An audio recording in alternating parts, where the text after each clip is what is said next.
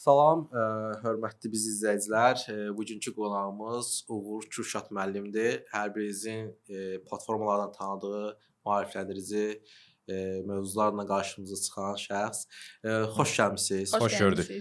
Dəvətimizi qəbul etdiyiniz üçün sizə minnətdarıq və özünüzü istəyirsiniz, özünüzü təqdim edin. Sizi daha yaxşı tanısın həm biz, həm də izləyicilərimiz. Şans üçün təşəkkür edirəm. Tam olaraq nə qədər tanıtmalıyam?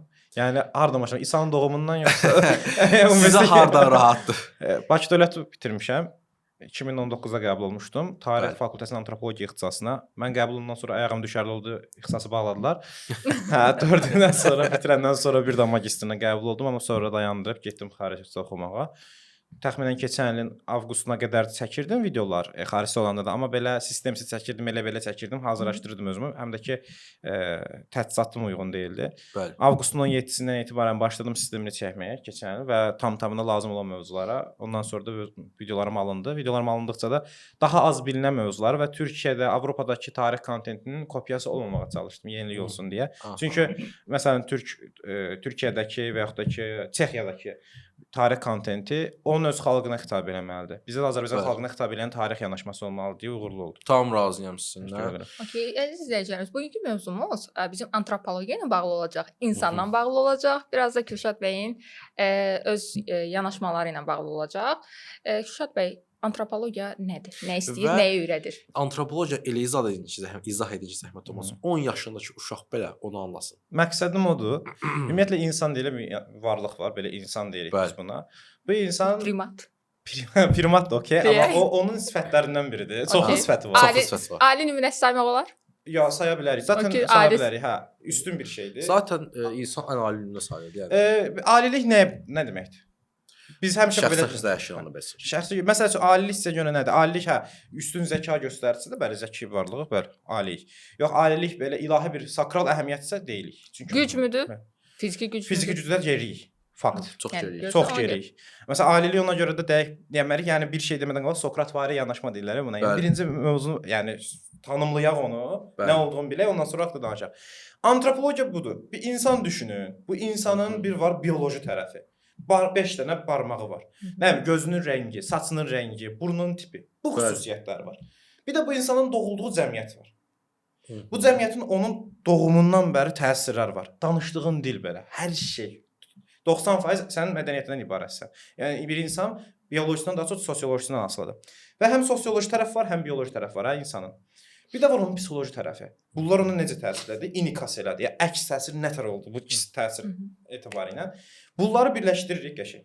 Hər şeyini uyğunlaşdırırıq struktur analizlərlə falan. Deyirik ki, bu insan budur. İnsanın profilini çəkmək üçün, profilini hazırlamaq üçün istifadə etdiyimiz elm sahəsidir. Buna biz holistik metodologiya deyirik. Holizm bilirsiniz, yəni günəş deməkdir. Yəni hər şeyi qapsayan bir yanaşma. Yəni bir insana bioloq ancaq bioloji tərəfdən baxa bilər, tarixçi ancaq tarixi sosioloji proseslərə baxa bilər, sosial elmlər. Antropoloq hər cəhətdən baxmalıdır. Mən həm sosiolojisine baxmalıyam, həm psixolojisine baxmalıyam, həm biolojisine baxmalıyam. Hətta tarix şəxsiyyətləri mən oxuyanda elə bir film izləyirəm də. Həyatlarını elə oxuyuram mən. Burada niyə belə oldu? Ayda. Mən məsələn Fatih Sultan Mehmed oxuyanda 1453-cü ildə İstanbul'u fəth eləməsindən daha çox atasının onun münasibətləri mən ləzzət eləyir. Atasını sevgi görməyən şəxs. Hə, bəli. Çünki qardaşı daha çox seçilmişdi. Ona görə o da buna da var. Ən sevdiyim Yapon generaldır. Ailəsi tərəfindən sevilməyən biri olub. Amma onu oxuyursam bunun psixologiyasından necə təsir ola bilər və psixologiyasından necə sosioloji təsir eləyə bilər? Və ayrı sosiologiya nə təsir? Bu arada Makedoniyalı İskəndər də eyni oldu. Atasının 4-cü biraz xanımından. qarışıqdır o. Elə bilirsə toksik münasibətlərə oxşuyur. Toksik oğlan qız münasibətlərinə oxşuyur Filiplə İskəndərin atası münasibəti. Yəni deməyə çalışdığım budur ki, bu formada bir insanı masanın üstünə atırıq, hər xüsusiyyətinə baxırıq, onun davranışlarına diqqət eləyirik və antropologiya buna meylənir. Amma antropologiyanın ortaya çıxışı biraz fərqli məqsədlərlə olur. Hansı məqsədlərdə? Kolonializm. Kolonializm. Bəli. Biz bu koloniya bildiyimiz koloniyalardan söhbət gedir. Yəni Yunanlıların saldığı koloniyalardan söhbət yox. Avropa kolonializmi. Avropa kolonializminə gedir. Sizcə insan təkamülü sıfırdan başlayaq o zaman. İnsan təkamülü harda və nə zaman başladı? Afrikada başlayıb, ona şübhə yox. Biz dediyimiz bu Homo habilisdir, Homo erectusdur, Homo heidelbergensisdir. Bu növləri birinci bildiyimiz Avstralopitekdir. Hatta ondan qabaq da Sahelanthropa var. Çox terminologiyaya girməyim. Belə deyim də sizə. Loru dildə danışaq. Loru dildə deyim, belə deyim. Bu var. Bəli. Bu mikrofon. Aha. Bu mikrofonun bir qolu gedir bu tərəfə, bir qolu gedir bu tərəfə, bir qolu gedir bu tərəfə, belə yayılır hər tərəfə. Bu mikrofon eynən bundan düşün. Bəli. Burada gedən həyatda qalır, dəyişir, nə bilim buna çevrilir zamanla. Amma bu təməli xüsusiyyəti budur, genetik hasadını qoruyur müəyyən qədər. Bura gedən yox olur. Bura gedən fərqli bir şeyə çevrilir. Bura gedən də yox olur. Bura gedən də fərqli bir şeyə çevrilir. Bu fərqli coğrafiyalara yayılıb, fərqli təsirlər nəticəsində bir canlının dəyişmə prosesidir. Burada biz təbii seçməni nəzərdə tuturuq. Təbiət səni seçir. Məsəl üçün qadınların seçməsi cins seçmədir. Siz qadınlar hər dəfə nətər seçirsiniz? Məsəl üçün əzələli, hündürboy, yaxdakı sarışın, qaraşın. Nə tip olur olsun? Nə bilim, Fikir verir, sarışın qadın, qaraşın olan, qaraşın qadın, sarışın. Fərqli şeylər. Fərqli gen kombinasiyası, uşaq sağlam olacaq. Yaxın genlər xəstəliyi daha çox qoruyur. Məntiq odur. Qadınlar seçmədir. Buna cins seçmə deyirik. Eyni zamanda kişilər də seçir. Buna da cins seçmədir. Bu uşağını yaxşı böyüdəcək qadın, onun ailəsini qoruyacaq qadın, ocağa baxacaq qadın. Bunu götürün, təbiətə qoyun. Təbiət də sizi seçir. Eyni formada. Bəli, eyni formada. Formada da yetişdirir. Şüursuz şəkildə seçir. Siz də şüursuz şəkildə seçirsiniz. Görmüsünüz ki, sizə çox uyğun biridir, amma bədəniniz istəməyib. Təbiət şüursuz. DNA-mız istəyir. Onda burada belə başa düşür, təbiət həqiqətən canlı bir varlıqdır. Elə səslənir, elə görsənir, amma deyil. Bunu deyəcəm, bizi dini şəxslər bizə biraz şey olurlar bu cəhətdən. Olsun. Qarşı çıxırlar ki, yox, nə danışsın. O da onların yanaşmasıdır. O da onların yanaşması. Hörmət edirik, amma ki bir fakt var ki, bu qədər elm varsa, bu qədər sübut varsa, həqiqətən insan təkamülü yalnız dindən gəlmir. Bu ən başdan təbiətin formalaşdırdığı bir şeydir. Təbiət kimin əlindədir? Belə inkişaf eləyir, təbiət artıq kimin əlindədir? Onu təbii ki biz bu qədim 700 min il əvvəl, 300 min il əvvəl qruplar formalaşdı. Homo sapiensin ataları, məsələn Homo heidelberg. Bu insanlar cəmiyyəti dərk eləməyə çalışırdılar. Cəmiyyəti, təbiəti dərk eləməyə çalışırdılar, gedən prosesləri. Ona görə də narrativlər uydururdular. Ay bu belə olub, qaqa. Ay yox bu belə olub. Ay yox bu belə olub. Və bunlar zamanın üst-üstə yığıldı. Ən qorxulusu ölümdür. Ölümü görür. Uyda birdən-birə sevdiyi bir insanı unutdu. Məsəl üçün bizim yaddaşımız güclüdür, düzdür? Beyin təkamülü gedir. Prefrontal korteksimiz inkişaf eləyib deyə biz alət hazırlaya bilirik, biz çox işlər görə bilirik. Çox bilmək bizi həyatda saxlayır. Amma bir o qədər də ziyan verir axı. Yaddaşımız güclü, sevdiyimizi unuda bilmirik. Məsəl üçün ətrafı daha çox dərk edirik. Buna cavab olaraq da biz beynimizi uyuşturmalıyıq. Uydurmalıyıqsa da inanc sistemi yaratmalıyıq. Və o inanc sistemi olmasa, elmdən cəmiyyət qura bilmərsiniz, inancla cəmiyyət qurarsınız. O inanc sistemlərinə mən niyə görürəm? Fikir versə heç vaxt videolarımda dini və ya da ki inancı qarşı bir şey deyə bilmirəm. Niyə? Çox önəmlidir. Onun funksional aspektləri insan ayaq tutan bir şeydir. Ən əsas şeylərdən biri. Ümumiyyətlə insan qarşısında güc tapa bilməyəcəyi fövqətabii qüvvələr qarşısında bir inanc, bir nəsə axtarır ki, onu arxalansın, qorxusunun üstündən, öhdəsindən gələ bilsin. Düpbədüz. Odur, yəni belə deyim, bir görür bir dağı və ya da ki bir nəsə bir şey görür və ona özündən çıxarış eləyərək yanaşır. Antropomorf, yəni özünə, antropo özdür, insan. Antropologiya, insan, logiya elmdə, yəni. İnsan haqqında danışmaq deməkdir, logiyasına legodan gəlir danışmaqdan. Bir şəkildə danışırsansa məntiq yürüdürsən deməkdir. Gör hardan gəlir qədim Yunan. Yəni antropologiya insan haqqında danışmaq, insan haqqında elmdir. Bu insan özü əsasında özündən çıxarış eləyərək qarşı tərəfi izah eləməyə çalışır. Ona görə ilkin tanrıların hamısı insana oxşuyur, Zevsat görürsünüz. Hamısını elə oxşar. Amma zamanla insan inkişaf elədikcə özünü aşır. Yəni böyük cəmiyyətlərdə biz artıq elə insan yetişdiririk, üst insan dediyimizdə. Ona çatdıqca nə etməliyik artıq? Tanrıları daha da uzaqlaşdırmalıyıq. Tanrı görünməz olur. Tanrı çox gücdən axıra tək tanrı olur.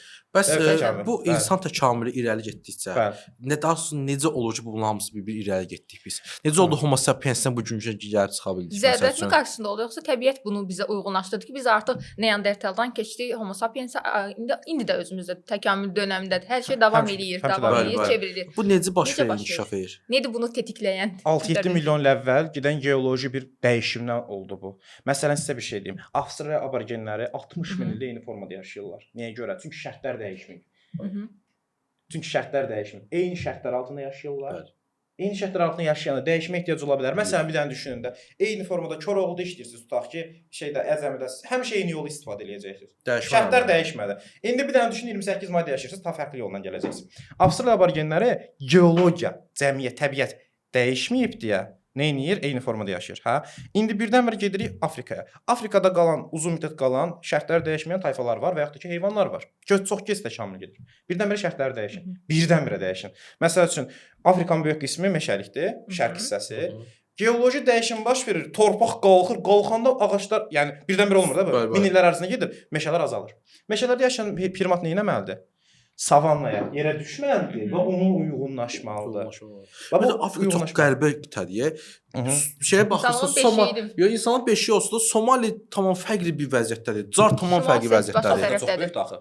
Afrika çox böyükdür, normaldır. Ümumiyyətlə hər şey belə deyək də məcburiyyətdən doğan zərurətdir insan təkamülü. Çünki buzlaşmadan sonra yarandı Homo sapiens. İnsan o zərurəti, o buzu, o çətinliyi gördü. Artıq istər-istəməz onun beyni, onun düşüncəsi, onun yanaşması məcburiyyətdən məruz qaldı. Mən belə düşünürəm. Okay. Calaşan deyir. Bir dəqiqə qardaşım. Okay, ora razıyam. Yəni düzdür.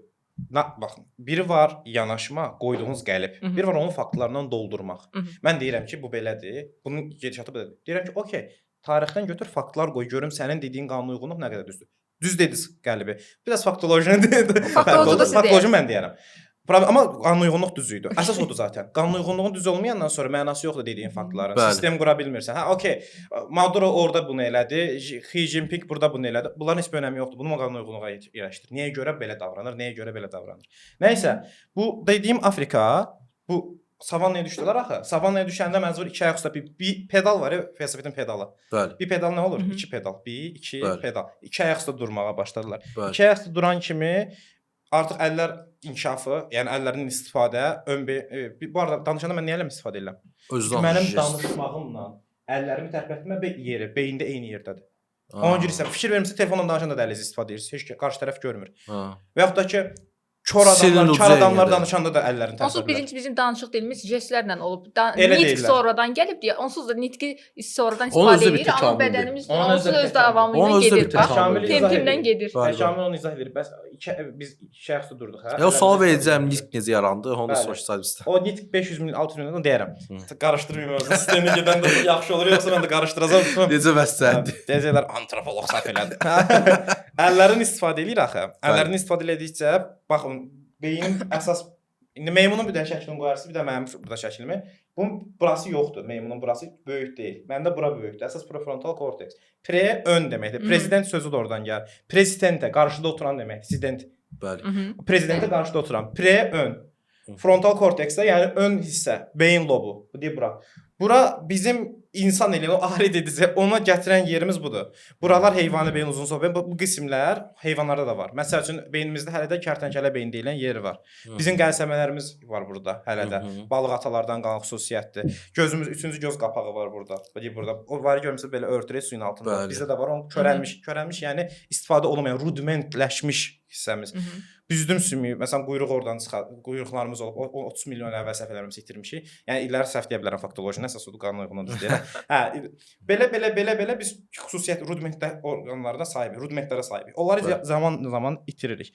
Bu 7 milyon il əvvəl ağacdan düşənlərin sahelantropa çevrildiyini, ağacda qalanların şempanziyə getdiyini bildik. Baxın, şempanzidən gəlmirik. Şempanziyə biri gedir, biri bizə gəlir. Şempanzi bizim kimi primatlardan söhbət etdik ona biz. İlk yardım primatlar. Primat çox böyükdür. Primat dəhşət böyükdür. 64 milyon il əvvəl ortaya çıxdı, düşündüm. Dinozavrlar yox olanda şərtlər dəyişdi. Dinozavr yox oldu ki, sən ortaya çıxasan. Mən hətta hərdən düşünürəm ki, dinozavr olan vaxtda da primatlar var idi. Var. Sadəcə bunu sübuta yetirə bilmirlər tam. Yox, var. Sübuta sanki boyda məməlilər var. Məməlilər deyirik biz onu. Məməllərdən primatlar ayrılacaq. Bəli. Bu primatlar var. Bu primatlar sonra bölünəcək quyruqlu, quyruqsuz. Quyruqlu meymunlar var. Görürsüz insana oxşayırlar, amma quyruqlu bəli. Ondan sonra quyruqsuz qolu bizə gəlir. Quyruqsuz qolunda var gibonlar, səhv eləmirəmsə, 16 milyon il əvvəl. Bir də şeylər, King Konglar səhv etmirəmsə. King Kong yəni qorillalar. Bəli, qorillalar. Hə, 16 milyon il əvvəl gibonlar var. Ondan sonra 12 milyon il əvvəl orangutanlar ayrılır. Bizdən nə tər ayrılır? Ən yaxın orangutan səhv etmirəmsə. Şempanze. Bir də bonobo. Bəli. İndi deyirəm. Baxın, ortaq ata ayrılması var. Bu 16 milyon il əvvəldir. Şərt dəyişdi. Bir qol ayrıldı, bir qol belə. Bu qol həm şempanzeye, həm qorillaya, həm orangutana, həm də insana gəlir. Aha. Bu qol isə gibona doğru gedir. Elə bir köçürtdükdə onu ərə verdik, bir getdi. Aha. Bundan sonra gələndə 13 milyon il əvvəl bir dənə də ərə vermə oldu. Yəni köç oldu, miqrasiya oldu. O getdi orangutan oldu Asiyada. Orangutana doğru gəldi. O orangutana gələndə çoxlu növlərə çevrildi, amma bugünkü orangutan halı qaldı. Bizdən çox güclüdülər fizik olaraq. Sonra 10 milyon il əvvəl qorilla ilə ayrıldıq. Qorilla 10 milyon əvvəl ayrılmış qohum növüdür. Ondan sonra gəlir artıq şempanze və bonobodan ayrılmaq. O şempanze və bonobodan ayrılandan sonraki dövrə deyirik insanlaşma sürəci artıq. Sırf bizə doğru gəlir. Bax o 6-7 milyon əvvəl o ayrılma oldu. Bax belə elə bir meşədə qaldı. Ələnə gəldi insanın formalaşması üçün. İnsana doğru gəldi. Üçün yox bax orada deməyək. Niyə? İnsana doğru gəldi amma insan üçün yox. Çünki biz heç nə bizim üçün deyil. Hı. Sadəcə olaraq biz şərtlərə uyğunlaşan oyunçularıq, piyadalarıq, Tamam. elə düşünək. Çünki indiyə kimi 107 Bunu milyon insan. belə deyək, təbiətmi seçdi ki, biz artıq belə formalaşırıq, Təbiət- yoxsa necə Təbiətin oldu ki, vezədir. biz ayrıldıq, keçdik? Təbiətin Yəni vezədir. təbiət şuursuz şəkildə bunu edib. Yəni Hı. təbiət sırf insanın yaranmağı Bəs burada üçün dini edib. qüvvə girə bilər? Ha, bax burada Burada- sən onu deyəcəkdin. Dini qüvvə, dinə inanan insanlar deyir ki, Allah istədi ki, Bəli. insan yaransın. Ha, o ona inanır. Hı. O onda rahatlıq tapır. O bax, məntiq var, amma hər məntiq düz deyil. Bəli. Məntiq var. Onu Aristotel də deyir. Yəni hər məntiq düz deyil, amma məntiq var. Məsəl üçün mən məntiqlə çox qəşəng bir dənə uydurma eləyə bilərəm. O söz baz insanlar olur ya. Onlar İnandırıcı aslında məntiqli şəkildə. insanlardır. Məntiqlə düşünür ki, sən belə söz ata bilər, amma doğru deyil. Yəni hər məntiqi gerçəyə uyğunlaşdıra bilmərik. Məntiqli ola bilər bir yaradılış. Fəqət bu gün əlimizdəki faktologiya bizə o dinlərdəki kimi yaradılışın olmadığını göstərir. Bəli. Məntiqli olsa belə, təəssüf ki. Mən də istərdim bu arada yaradılış düzgün olsun. Yəni saxelontropun fosilini araşdırma. Bəli. İndi burada belə bir şey gəlir. 7-8 milyon il qabaqdan etibarən sizin bir suala cavab verim. Və deyirsiniz ki, nədir də bu bizi həyatda saxlayan? Buna şey deyir, Freud da deyir və yaxud da ki, Darwin də deyir. 19-cu əsrdən bəri həyatda qalma instinkti. Hər şey həyatda qalmağa çalışır. Böcəyin üstünə barmağımı böcəyin yanına qoyuram, böcək qaçmağa başlayır. Normalda qaçmır. Həyatda qalmaq üçündür. Bu həyatda qalmalıdır. Bəs bunun həyatda qalması üçün ən önəmli detal nədir? İnsan öləndən sonra ondan geriyə qalan nədir? Övladı, genetikası. Yəni genini ölmür. Bir insan ölümsüzlüyü nədən qaynaqlanır?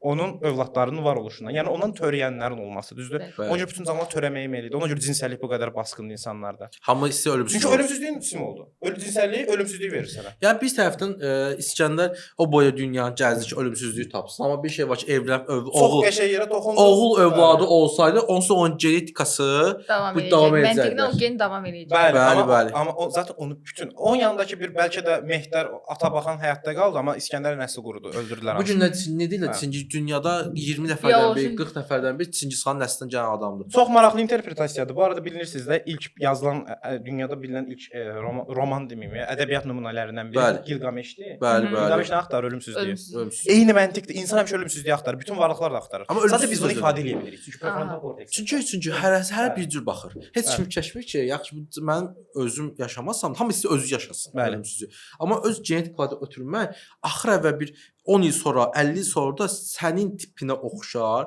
sənin bir şey, hətta belə deyim, Şəxsən bunu reinkarnasiya görmək hissi inanan var da. insan belə şey yarar ki, yenidən dünya gəlmək olur. Amma insan DNA-sının davam eləməsinə qane olmaq istəmir də. Həmin dövrdə onlar Gilgameş olsun, İskəndər olsun, onu Keşke qəbul etmək İskəndər istəmir. yaşayırdı, Sirkin nə olur? yaşayıb görsün. Ya da Çingiz-xan yaşayırdı, Görsün, nə olacaq? İndi sizlə danışa ağlıma gəldi. Sanki burada belə bir şey yaranır. Ego sentrik bir xarakter yaranır bizdə. Mən qalım həyatda deyir. Və Bəli. övladı sentrikliyi qutarır. Yəni belə deyim, offspringlərinin, yəni davamçılarının onlara sentrik baxmağı dayandırır. Yəni bu insanda olan bir şeydir. Bəli, özü həyatda qalsın deyə bəlkə də övladının həyatda qalmasını istəyir. Çünki sırf bu zehnin həyatda qalmasını istəyir. Çünki bu zehin öz zehninin fərqindədir. Buna biz zəka deyirik uşaqlar. Bəli. Yəni özünün fərqindədir. Baxın, bilikli olmaq nədir? Bir canlı özünün fərqindədir, amma mən özümün fərqində olduğumu da fərqindəyəm. Mən güzgüyə baxanda niyə görə güzgüdən özümə baxdığımı da başa düşürəm. Və bu mənim üstünlüyümdür, düzdür? Çox özümə qayıdıram. Belə buna biz fəlsəfədə də deyirik. Fəlsəfə də yəni özünü sorğulamaq durmadan. Bu üst zəka göstəricisi deyil. Bəli. İndi burada da təkamül yolunda biz bunu qazanmışıq. Bunu qazanmaq artıq ölümün fərqindəliyinə və özümüzün aşırı fərqində olmağa gətirib çıxarıb. Aşırı sözü dilimizdə yoxdur. Bizdə aşırı sözü var. Türkiyə türkçəsində. Amma mən çox istifadə edirəm onu. İndi mən deyim sizə. Çünki tözə çox şey olur. Normalda diqqət edirəm Azərbaycan türkçəsində fikir verirsiniz, həmişə Bəli, sözləri seçirəm. Fəqət bu mövzuda yəni aşırı çox düzgün, həddən artıq. Həddən Tam artıq. yerinə cuk deyə oturur da bu söz. Bəli, aşırı çox fərqimizə varmaq istəyirik deyə. Ölüm bizi qorxudur. Ölüm bizi qorxudandan sonra şempanzelər də bu arada var. Ölüm bizi qorxutduqca biz nə edirik? Artıq buna uyğun bir cəmiyyət qururuq. Bütün gördüyünüz mədəniyyət, bütün gördüyünüz cəmiyyət ölümə qarşı mübarizədir. Həyatınızdakı hər detal ölümə qarşı mübarizədir ya da ölümü unutdurmaq üçün bir detaldır. Bütün cəmiyyət, gördüyünüz hər detal, geyiminiz geyim, düşüncə tərziniz hamısı əslində böyük ölçüdə ölümə qarşı mübarizə və ölümü unutdurmadır. Baxın, həm mübarizə var, həm ölümü unutdurmaq var.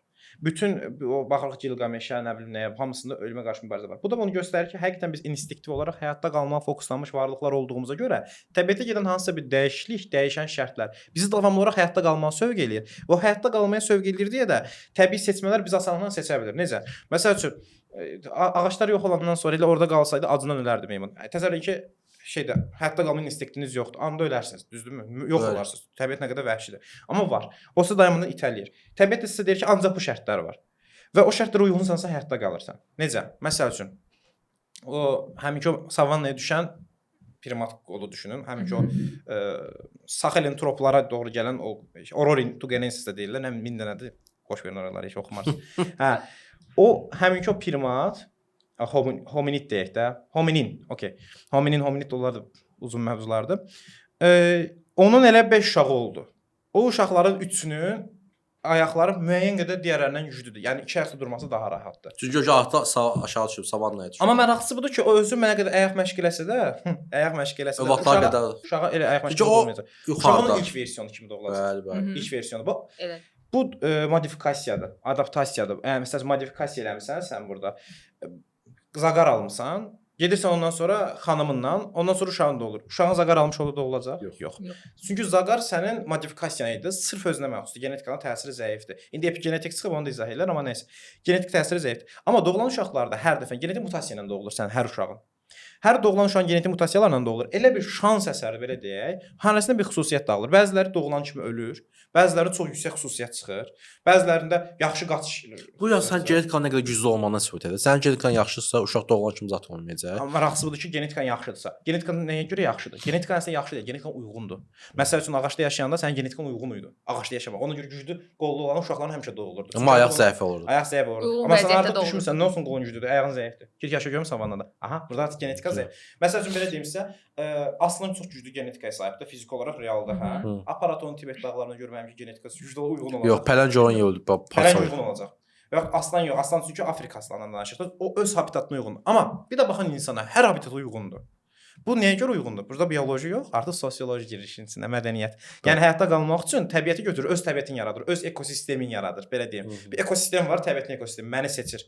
Bir də mən uydururam, özümə məxsus bir insan təbiəti yaradıram. O insan təbiəti təzədən məni seçir. Tərbiyəsi nə deyirik? Həbs atırıq. Və yaxud da ki, qatili. O da seçmədir də. Bəli. O da sosial seçmədir artıq. Bax bir də burada olur cinsi seçmə, qadınların seçməsi, kişilərin seçməsi. Burada bir var təbii seçmə, bir də var sosial seçmə. İnsan sosial seçməni böyük ölçüdə yaradır. Digər canlılarda primitiv formada var, şempanzelərdə. Görürsən, birini döyüb öldürürlər. Axı o günlər görüm xəbərlərdə vətəndaş müharibəsi şempanzelər Şempanze qrupları arasında döyüşlər var. Şempanze. Burada Qorxunc ilk bir dəfə şeydir. bir sümüyü alət və silah olaraq bir-birlərinə qarşı istifadə eləyib. Var. Bunun filmi də var. Səhv Meymunlar 2000-lərin Cəhənnəmi. başlanğıcında belə bir Baxmısınız film var. ona? Yox, Baxmışam. 2000-lərin başlanğıcında Meymunlar Cəhənnəmi deyildi. Başqa bir film idi ki, silah niyyətinə istifadə edirdi. Artıq alət deyə adlandırırdılar öz aləminə və vurub öldürmüşlər digər bir. Bir dənə detal var. Artıq başlamayıblar.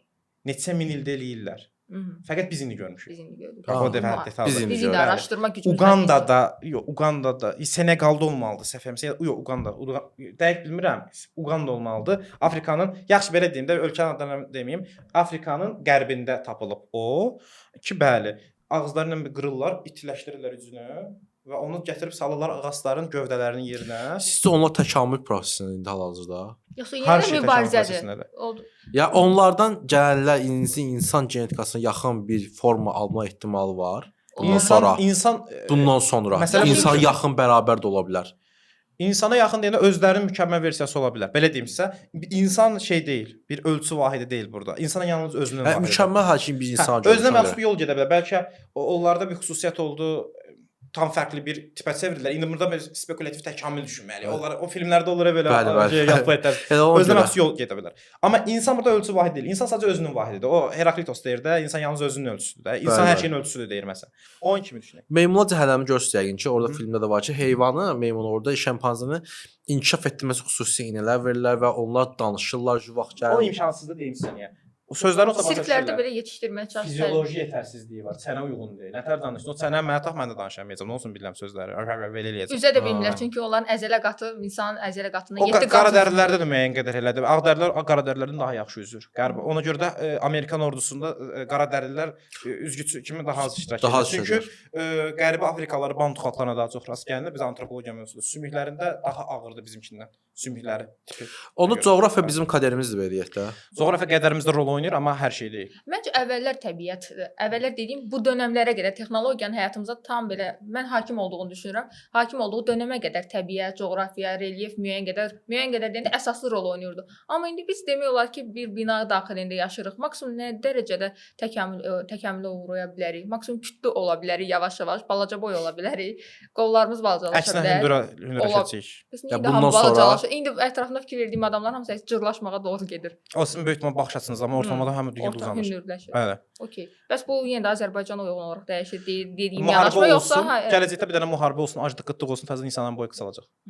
Məsəl üçün baxırıq ki, daş dövründə Avropaya gedən mezolit dövrü, yox, üst paleolit dövrü ovçu yığıcılarına boyları ortalama 1.75-dir. Ortalama 1.75 odur ki, 1.80-ə çox rast gəlinir, 1.70-ə də çox rast gəlinir, amma 1.65-ə az rast gəlinir. Amma ondan sonra oturaq həyata keçirlər. Artıq qidaların ətdən düşür. Oturaq həyat nədir? Əkinçi olur da, əkinçiliklə məşğul olanda. Nə baş verəcək? Artıq oturaq həyat, az hərəkət, boyları qısalır, 1.65 ortalama. Genetik artı burada söz sözünü deyir. Genetika deyəndə hə, nətər qısa boy daha uyğun olur. Elə deyim sizə, elə dövr olur qısa boylar uyğun olur, elə boylar uzun boylar uyğun olur. Ona görə də fikir verin, cəmiyyətdə hər tip var. Amma bizdə bir də var cins seçmə.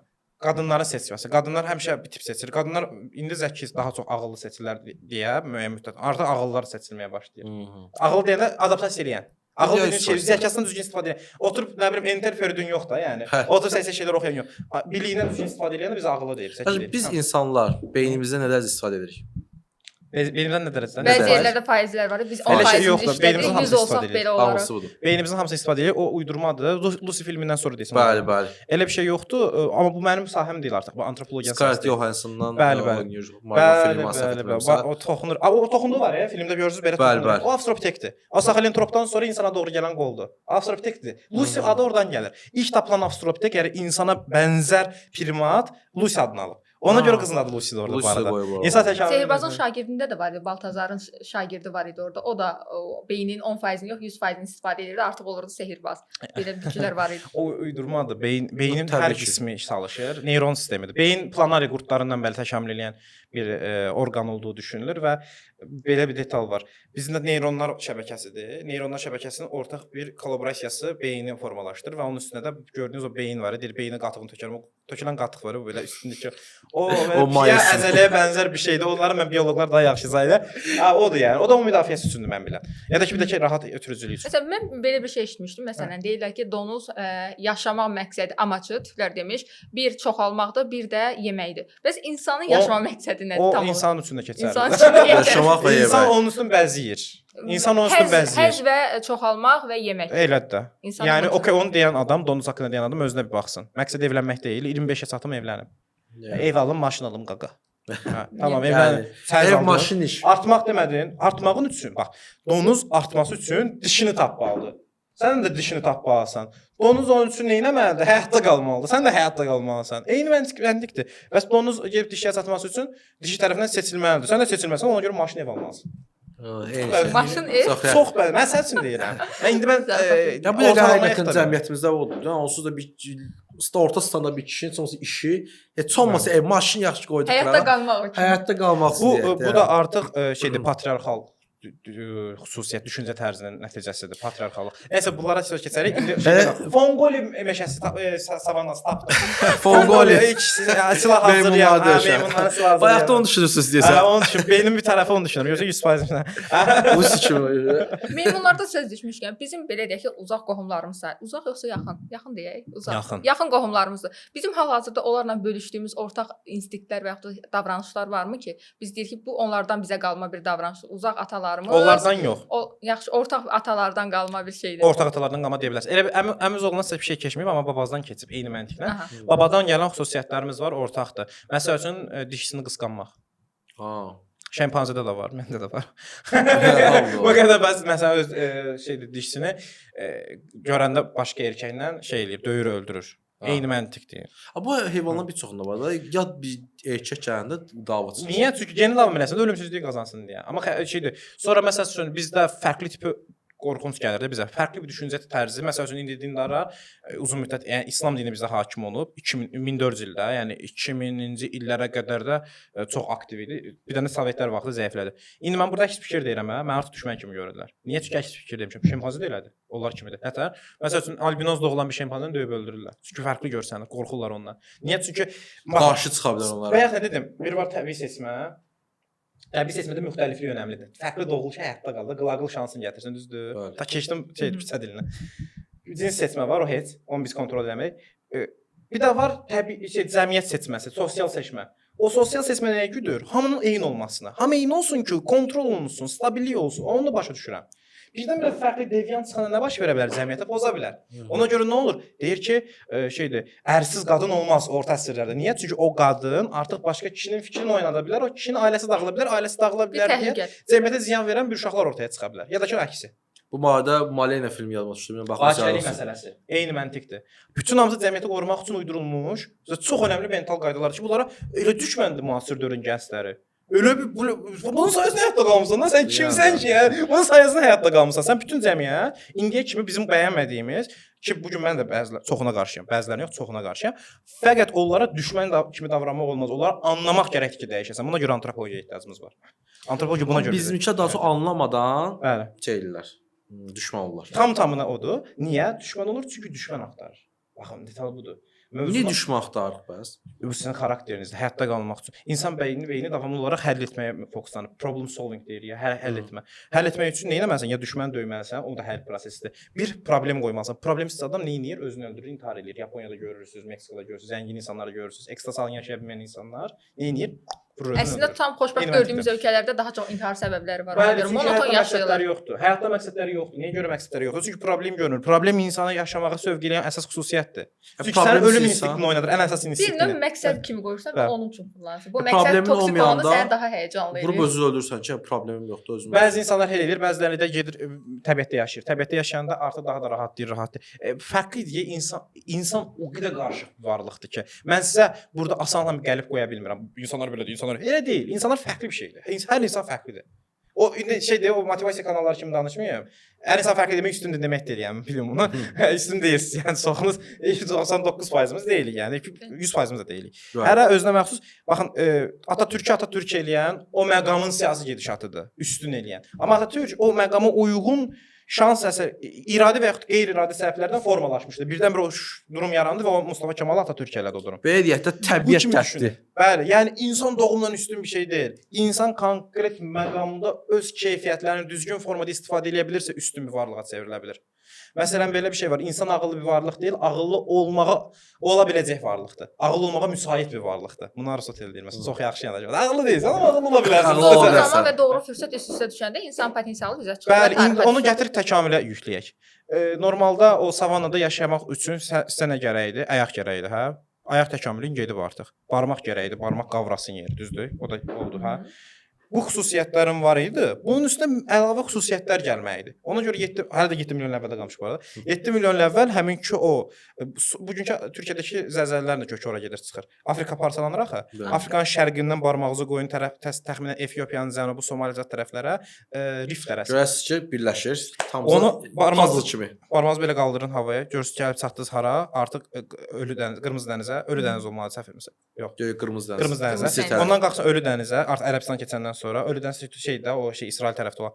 Coğrafiyada orada biraz qarışdırdım. Ondan sonra Suriyaya qalxırsınız. Antarktidada bu yaxınlarda zəlzələ oldu. Eyni formada. Ora parçalanır belə, ayrılır. Bu milyon illik prosesdir. Bu geoloji təkamül daha geniş bir şeydir. Bizə elə belə bir şey kimi gəlməsin. O parçalanır. Hindistan Afrikadan qopub gedib dəyib Himalay dağlarını yaradıb. Görürsüz Afrikadan çıxıb deyib gedib oradan dəyib Asiyaya. Toqquşma ilə belə. Bəli, indi Efiopiya iki yerə bölünür, parçalanır. Milyon illər ərzində bölünəcək, gedib dəyəcək Hindistana. Bax, o proses insanı yaradan prosesdir. Görün hardan hara gəlir. Müharibədən təsiri var bunlara. Ekologiya təsiri var, amma materiklərin bölünmür, yox.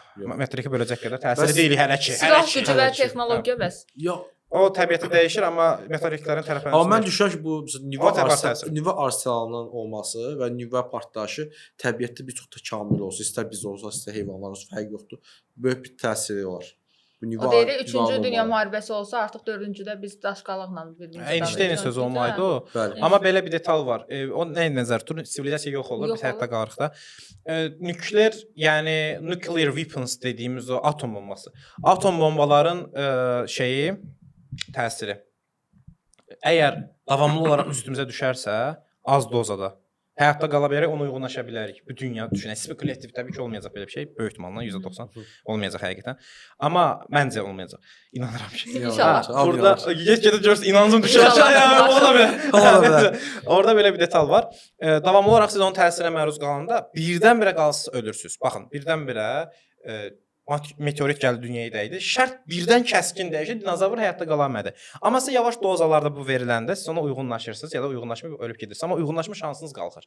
Mən izah eləməyə çalışacağam. Əslində dinozavrlar var həyatımızda və hər gün görürük. Quşlar. Ən asıl toyuqlar hamının evində var. Quşlar da bunlar. Dinozavrlar Ümumiyyətlə nəslinə quşlar da, gəlir. yəni quşlar sinfidir. Bəli, Ümumiyyətlə bəli. onurğalıların ən gənc sinfi sayılır onsuz da. Onlar- Hal-hazırki formatı. Bu dəqiqə evlərində yəni toyuq bəsləyən insanlar birinci dinozavr bəsləyirlər. Onların nəsillərini və genlərini. Quş bu arada dinozavrdır. Tam-tamına quşlar Bəli, bəli. dinozavrdır. Onsuz da dinozavrlar o boyda böyük cüssələri ilə quş sümüyünə sahib olmasalar, bugünkü quşlarda sahib olduğu o iç boş olan sümüklərə sahib olmasalar həyatda qala bilməzdilər. Çünki öz ağırlıq altına əzilərdilər. Zaten o qədər böyük olmalarının səbəbi quş tərzində olmalarıdır. Quşlar böyüməyə uyğun bir varlıqdır. T-Rexin məsəl üçün elə Ayaqları quruluşlar. şeydir, içi bu mən onu bioloqlar daha yaxşı bilər, amma mən bildiyim qədərilə sümüklərin içi boş olur. Boş Boş və olur, yüngüllüdür. bəli. Ağırlıqları daha rahat Bəli. tənzimləyə bilsinlər deyə arxa ayaqları Bəs müzəffər gəlir. insan təkamülünə ən böyük təsir edən hansı dövr olub? Hər dövrdə təsirlər var, amma belə deyim, həmişə o rift arasından qalxması kəskin surətdə bizə doğru sürətli bir marafon başlatdı. Və həmişə o rift arası qalxandan sonra insanların savannaya düşməsi və savannaya düşəndən sonra yeni bir problemlərlə üzləşməsi, artıq yeni keyfiyyətlərin ortaya çıxmasına, Bəs buz keyfiyyətlər dövrü ortaya necə? çıxmayan, o sonra gələcək ona. Keyfiyyətlər ortaya çıxmayandan sonra isə uyğun deyilsən öldün. Nə qədər insana doğru gələn növ olub. Homo sapiensə qədər nə qədər homo növ olub, hamısı yox olub gediblər. Rudolfiensislər var idi məsələn, yox oldu. Florensiensislər var idi. Onların digərlərinin Homo sapiens fərqləri nə oldu? Sapiensin ən üstün xüsusiyyəti cəmiyyət qura bilməsidir, uydura bilməsidir, basıb bağlaya bilməsidir, belə deyim sizə. Qeybət eləyə bilməsidir, ciddi deyirəm. Bunları uydura bilir. Məsəl üçün dayanmadan Bir din yarada bilməsidir. din yarada bilməsidir, cəmiyyət yarada bilməsidir. Məsəl üçün belə deyim, üçümüz təsəvvür edin ki, Afrikadayıq, bir klan qururuq. Klan yoxdur təbiətdə, biz uydurduq. Amma qurduq. O bizə çox böyük üstünlük verir. Ya. Elə bir alternativ bir təbiət yaradırıq, insan təbiəti yaratma bacarığımız Bu var. daha sapiensin daha şuurlu olmasına irəli gəlir, yoxsa təbiətə baxanda sapiens bəxti gətirdi. Şuur eynidir. Eynidir. Sadəcə ola bilsin ki, biz onun detallarını tam bilmirik, ona nə səbəb oldu, amma 300 min, 200 min il əvvəldən bəri insan qrupları digər qruplara nəzərən çox böyükdür. Məsələn, Neandertal 20-30 uzaq 80 nəfərə qədərdir, amma fizik olaraq bizdən çox güclüdür. Bir dənə Neandertal 3 oğlan burada qalib gələ bilmərik. Fiziki zətdən çox güclüdürlər. 240 kilo doğulandan qaldıra bilirlər. Oy. Yəni doğulana inkişaf eləmiş. Mən yaşlı olanda artıq mən məşq eləyərək 160 güclə qalxananda o 240 qaldırır.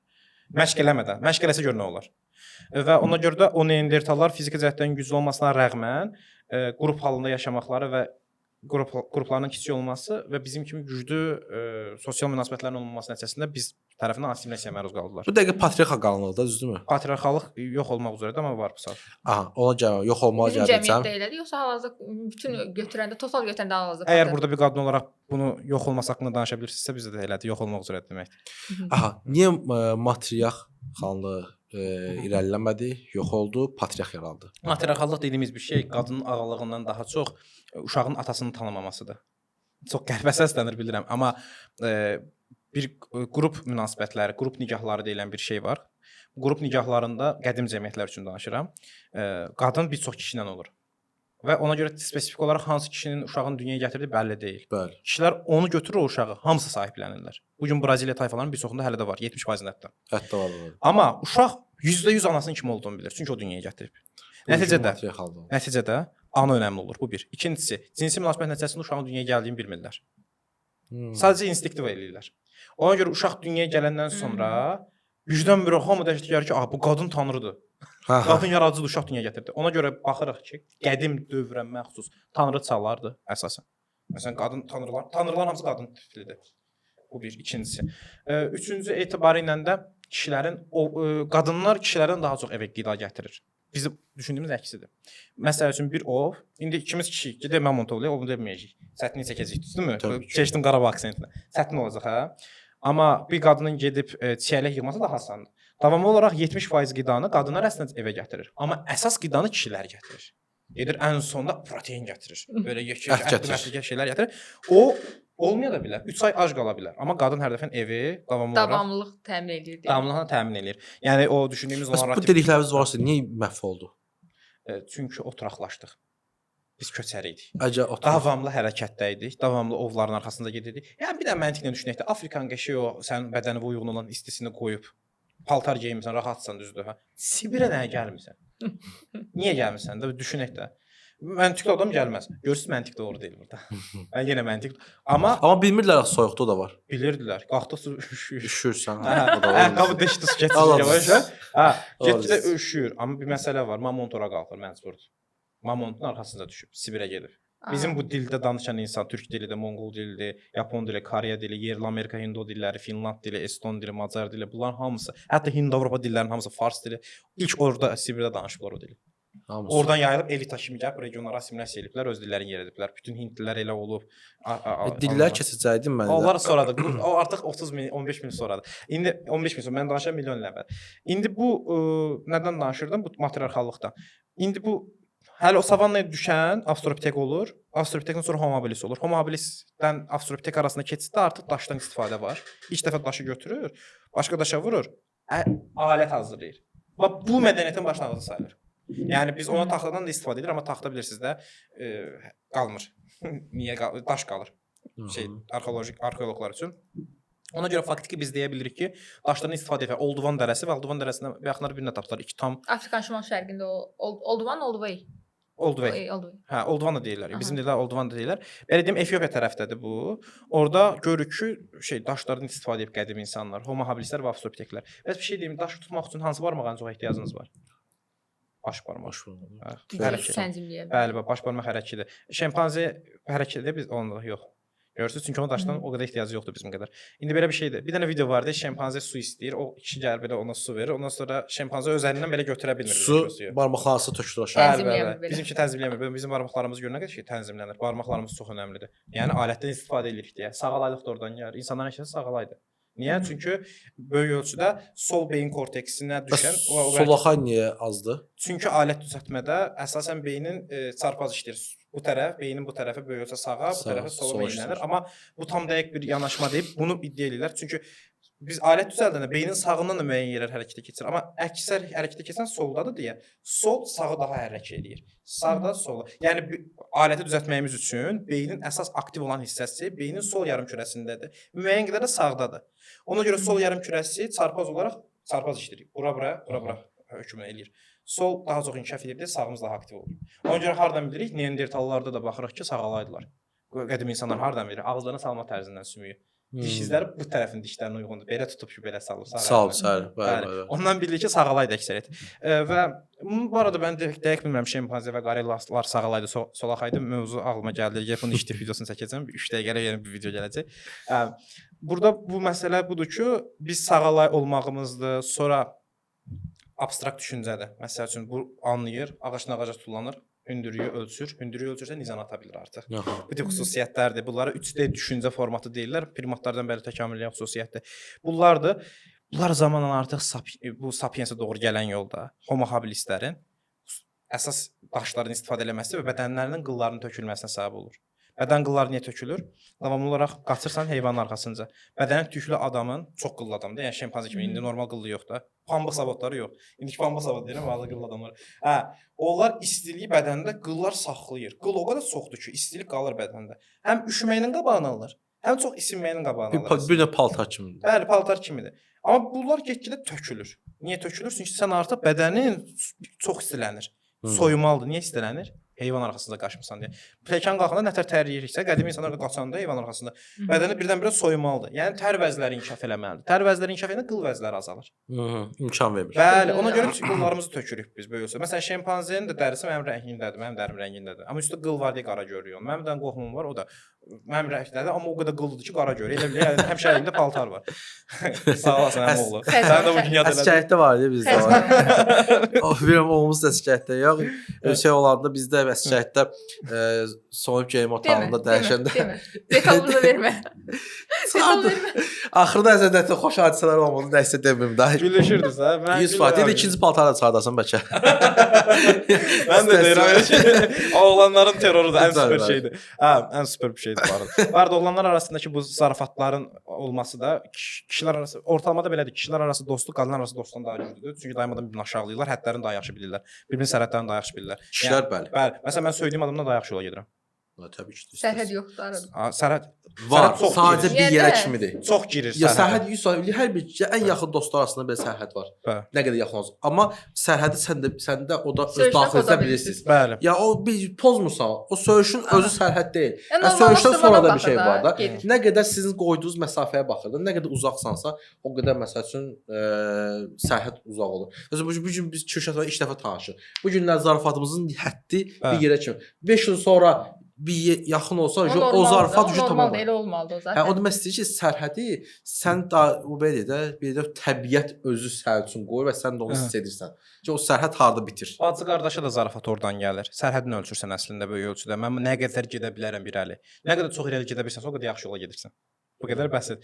Məsələn, Dalaşan bacı qardaşa Hər daha zaman yaxşı olur. gedəcək. aha, məsələn, hə, o da var. Bir də ki mənim söydüyüm başqa heç kəs söyə bilməz. Məntiqi var. Da da. Mən sənə söylədim, sən başqa heç kəs söyə bilməz. Dostluq başda. Burada o deyirəm ya mənim sən ya qara torpağım. Dostlar arasında elə münasibət var. Yəni o bir şey. Kürşad mənlə 20 illik dostluq. Mən onu deyib zafat kim söylədi, mən acıma gəlir. Hə. Xoşuma gəlmir. Mən indi ancaq mən deyə bilərəm. Hə, yəni o mənim dostumdur. Sən ondan mənə zarafat edə Ondan bilməzsən. mən söyə bilərəm. Onu da mən söyə bilərəm. O mənimdir. Onlar da maraqlı O yanaşmalı. mənimdir. Bunda olma səbəbi ovçu olmağımızdır da. Biz axı ölümlə baş üz-üzəyik. Mütəhib onda Məcbur birliyi inanmalıyam. qorumalısan. Məcbur inanmalıyam dostuma. Ona inanmalıyam deyə ancaq inananlar həyatda qalır və bu bir ekola çevrilir. Kürşad müəllim bu qədər gözəl belə bir ixtisaslı, həqiqətən dolu. Ya bundan 3 saat, 4 saat, 5 saat dayanmadan polnu rahat danışa bilər. Hətta mən beləcə azmaram. Yəni o qədər maraqlı söhbətdir. Siz bir dənə bir şey deyim sonra bura keçək. Çox üzr istəyirəm. Qıl temasını danışırdıq. Hə. Sonra bütün bədən qıllarımızı itirdik. Biz hardan bilirik bir qıllarımızı itirdiyimizi? Ancaq qaldı qoltuq altında, bir də qasıq nahiyəsində. Bir də orada qıllarımız var. Amma Şiqarın bu da halda tərləyirdi, yəni belə pis Hə, masan. o tərləyir. Amma düşünmür. Amma qaçanda dərini sürtməsinin qabağını alır. Ona görə ora qalıb. Bir də ki qasıq nahiyəsi bir-birinə sürtülür deyə qaçanda oralar qalıb düzdür. Və orada qılların qaldığını hardan bilirik? Bitlərdən bilirik. Əvvəl bütün bədəndə eyni bit idi, çünki bütün bədən tükləri eyni idi. Bit vardı bədəndə. Bəli. Sonra onlara da rift arası qalxdı. Onlar biz də bit kimi idi. Meşədən nətər düşdüsə insan, bitlər də bizim qıllarımızdan məcbur bura və qoltuq altı bitləri ilə qasıq nahiyəsi bitləri təkamül edir fərqli formalara. Biz o bitlərin fosillərindən bilirik ki, insan artıq bədənin qılları nə vaxt itirib. Yəni çox maraqlı yanaşmadır bəli. Bütün fosili də qalıb. Tapılıb Bəli. araşdırma. Qalır da hər şeyin üstünə qalır. Mən bilən elə idi bəli. Bir də belə bir şey deyim. Bədən tüklərimizi itirməyimiz nəticəsində artıq boyumuzun da müəyyən qədər uzanması, ona qədər sərin danışıqların hamısı 1.30-1.40-lıqdır. Big boylara doğru indi gəlirik erektuslarla. Homo erectusun təkamülü Afrikadan çıxmaqla ortaya çıxır.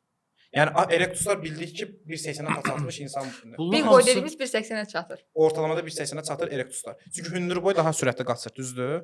Baxın, biri var fiziki cəhətdən güclü olmaq. Məsəl üçün qısa boy ola bilərsən, çox güclü ola bilərsən. Amma ovçuluqda səndən zəif, hündür boy uyğun. Os oxçular qısa boy olur, səhv etmirəmsə. Ümumiyyətlə orta əsrin əksəri cəngavərləri qısadır. Bizim düşündüyümüz kimi deyil. Çünki qısa boy birincisi az yeyir. Əskəri üçün qısa boy bəzi ortamlarda uyğundur, bəzilərində uzun boy uyğundur. Yəni uzun boy, qısa boy kim üstünü deyə bilmirik. Hərəsi bir şeydə yaxşıdır. Kardiovaskülar sistem var. Ürək sistemi, nə bu sistem. Ora qısada yaxşıdır. Yaxşı uzun boy daha yüksək ağırlıq qaldırma bacarığı var. Deyirlər ki, qısa boylar ağıllıdır. Yaxşı Abraham Lincoln 1.86 idi. Və yaxud da ki Leonard Richard, İngiltərə kralı 1.92 idi. Okay, deyirik ki Napoleon qısa olub, Napoleon qısa olmayıb 1.67-dir. 1.67 boyu var ya, əməli boyu. Və yaxud da ki Böyük Fredrik, yaxşı Böyük Fredrik Prussiyanın ən böyük hökmdarıdır. 1.56-57 boyu var. İmmanuel Kantın da 1.56-1.57 boyu var. Yaxşı baxırıq ki, filosofdur İmmanuel Kant, boyu qısadır, deyirik qısa boylar ağıllıdır. Yaxşı Albert Camus'un 1.75 boyu var, o da filosofdur. Nə dəxli var? Heç bir dəxli yoxdur. Yəni biz buna baxdıq. Zaten kamildir. Sadəcə bir detal var. Burada Napolyon sindromu var. Görüntüsü biraz geri olan insan daha çox çalışır digər sahələrdəki özünü isbat eləsin. Ona görə elmdə zətdə uğurlu olurlar ya da ki döyüşdə. Bir də ikinci detal var burada, Napolyon sindromundan da əlavə. Görüntüsü yaxşı olan dayanmadan qadınların əlaqəsi yüksək olur deyə, qadınlar onun dayanmadan fikrini uğurlayırlar və dayanmadan onlara fokuslanır deyə öz həyatında uğursuzluğa düçar olur. Bu da var. Detal. Bunlar amma müasir mövzulardır. Antropologiya müasir mövzulardır bunlar. Gender mövzuları, gender antropologiyasına toxunur. Siz də bizcə bir dənə mövzu çəkməliyik bu antropologiya. yəni Tabii baxsınız. gender üzərindən getmək daha Gender antropologiyası çox maraqlıdır, razıyam, çox qırışmalı maraqlı. mövzu. Bir də bir şeydir, belə deyim. Bu bədən tüklərimizi itirdik və ilk dəfə Afrikadan çıxdıq. Dmanisi, Gürcüstanda Dmanisi var. Bax oralara kimi. Hətta Zixantroplardan qabaq da bu regionda düşünülür ki, həminki Homo erectuslar yaşayır. Beləcə ilk dəfə dünyaya yayıldıq.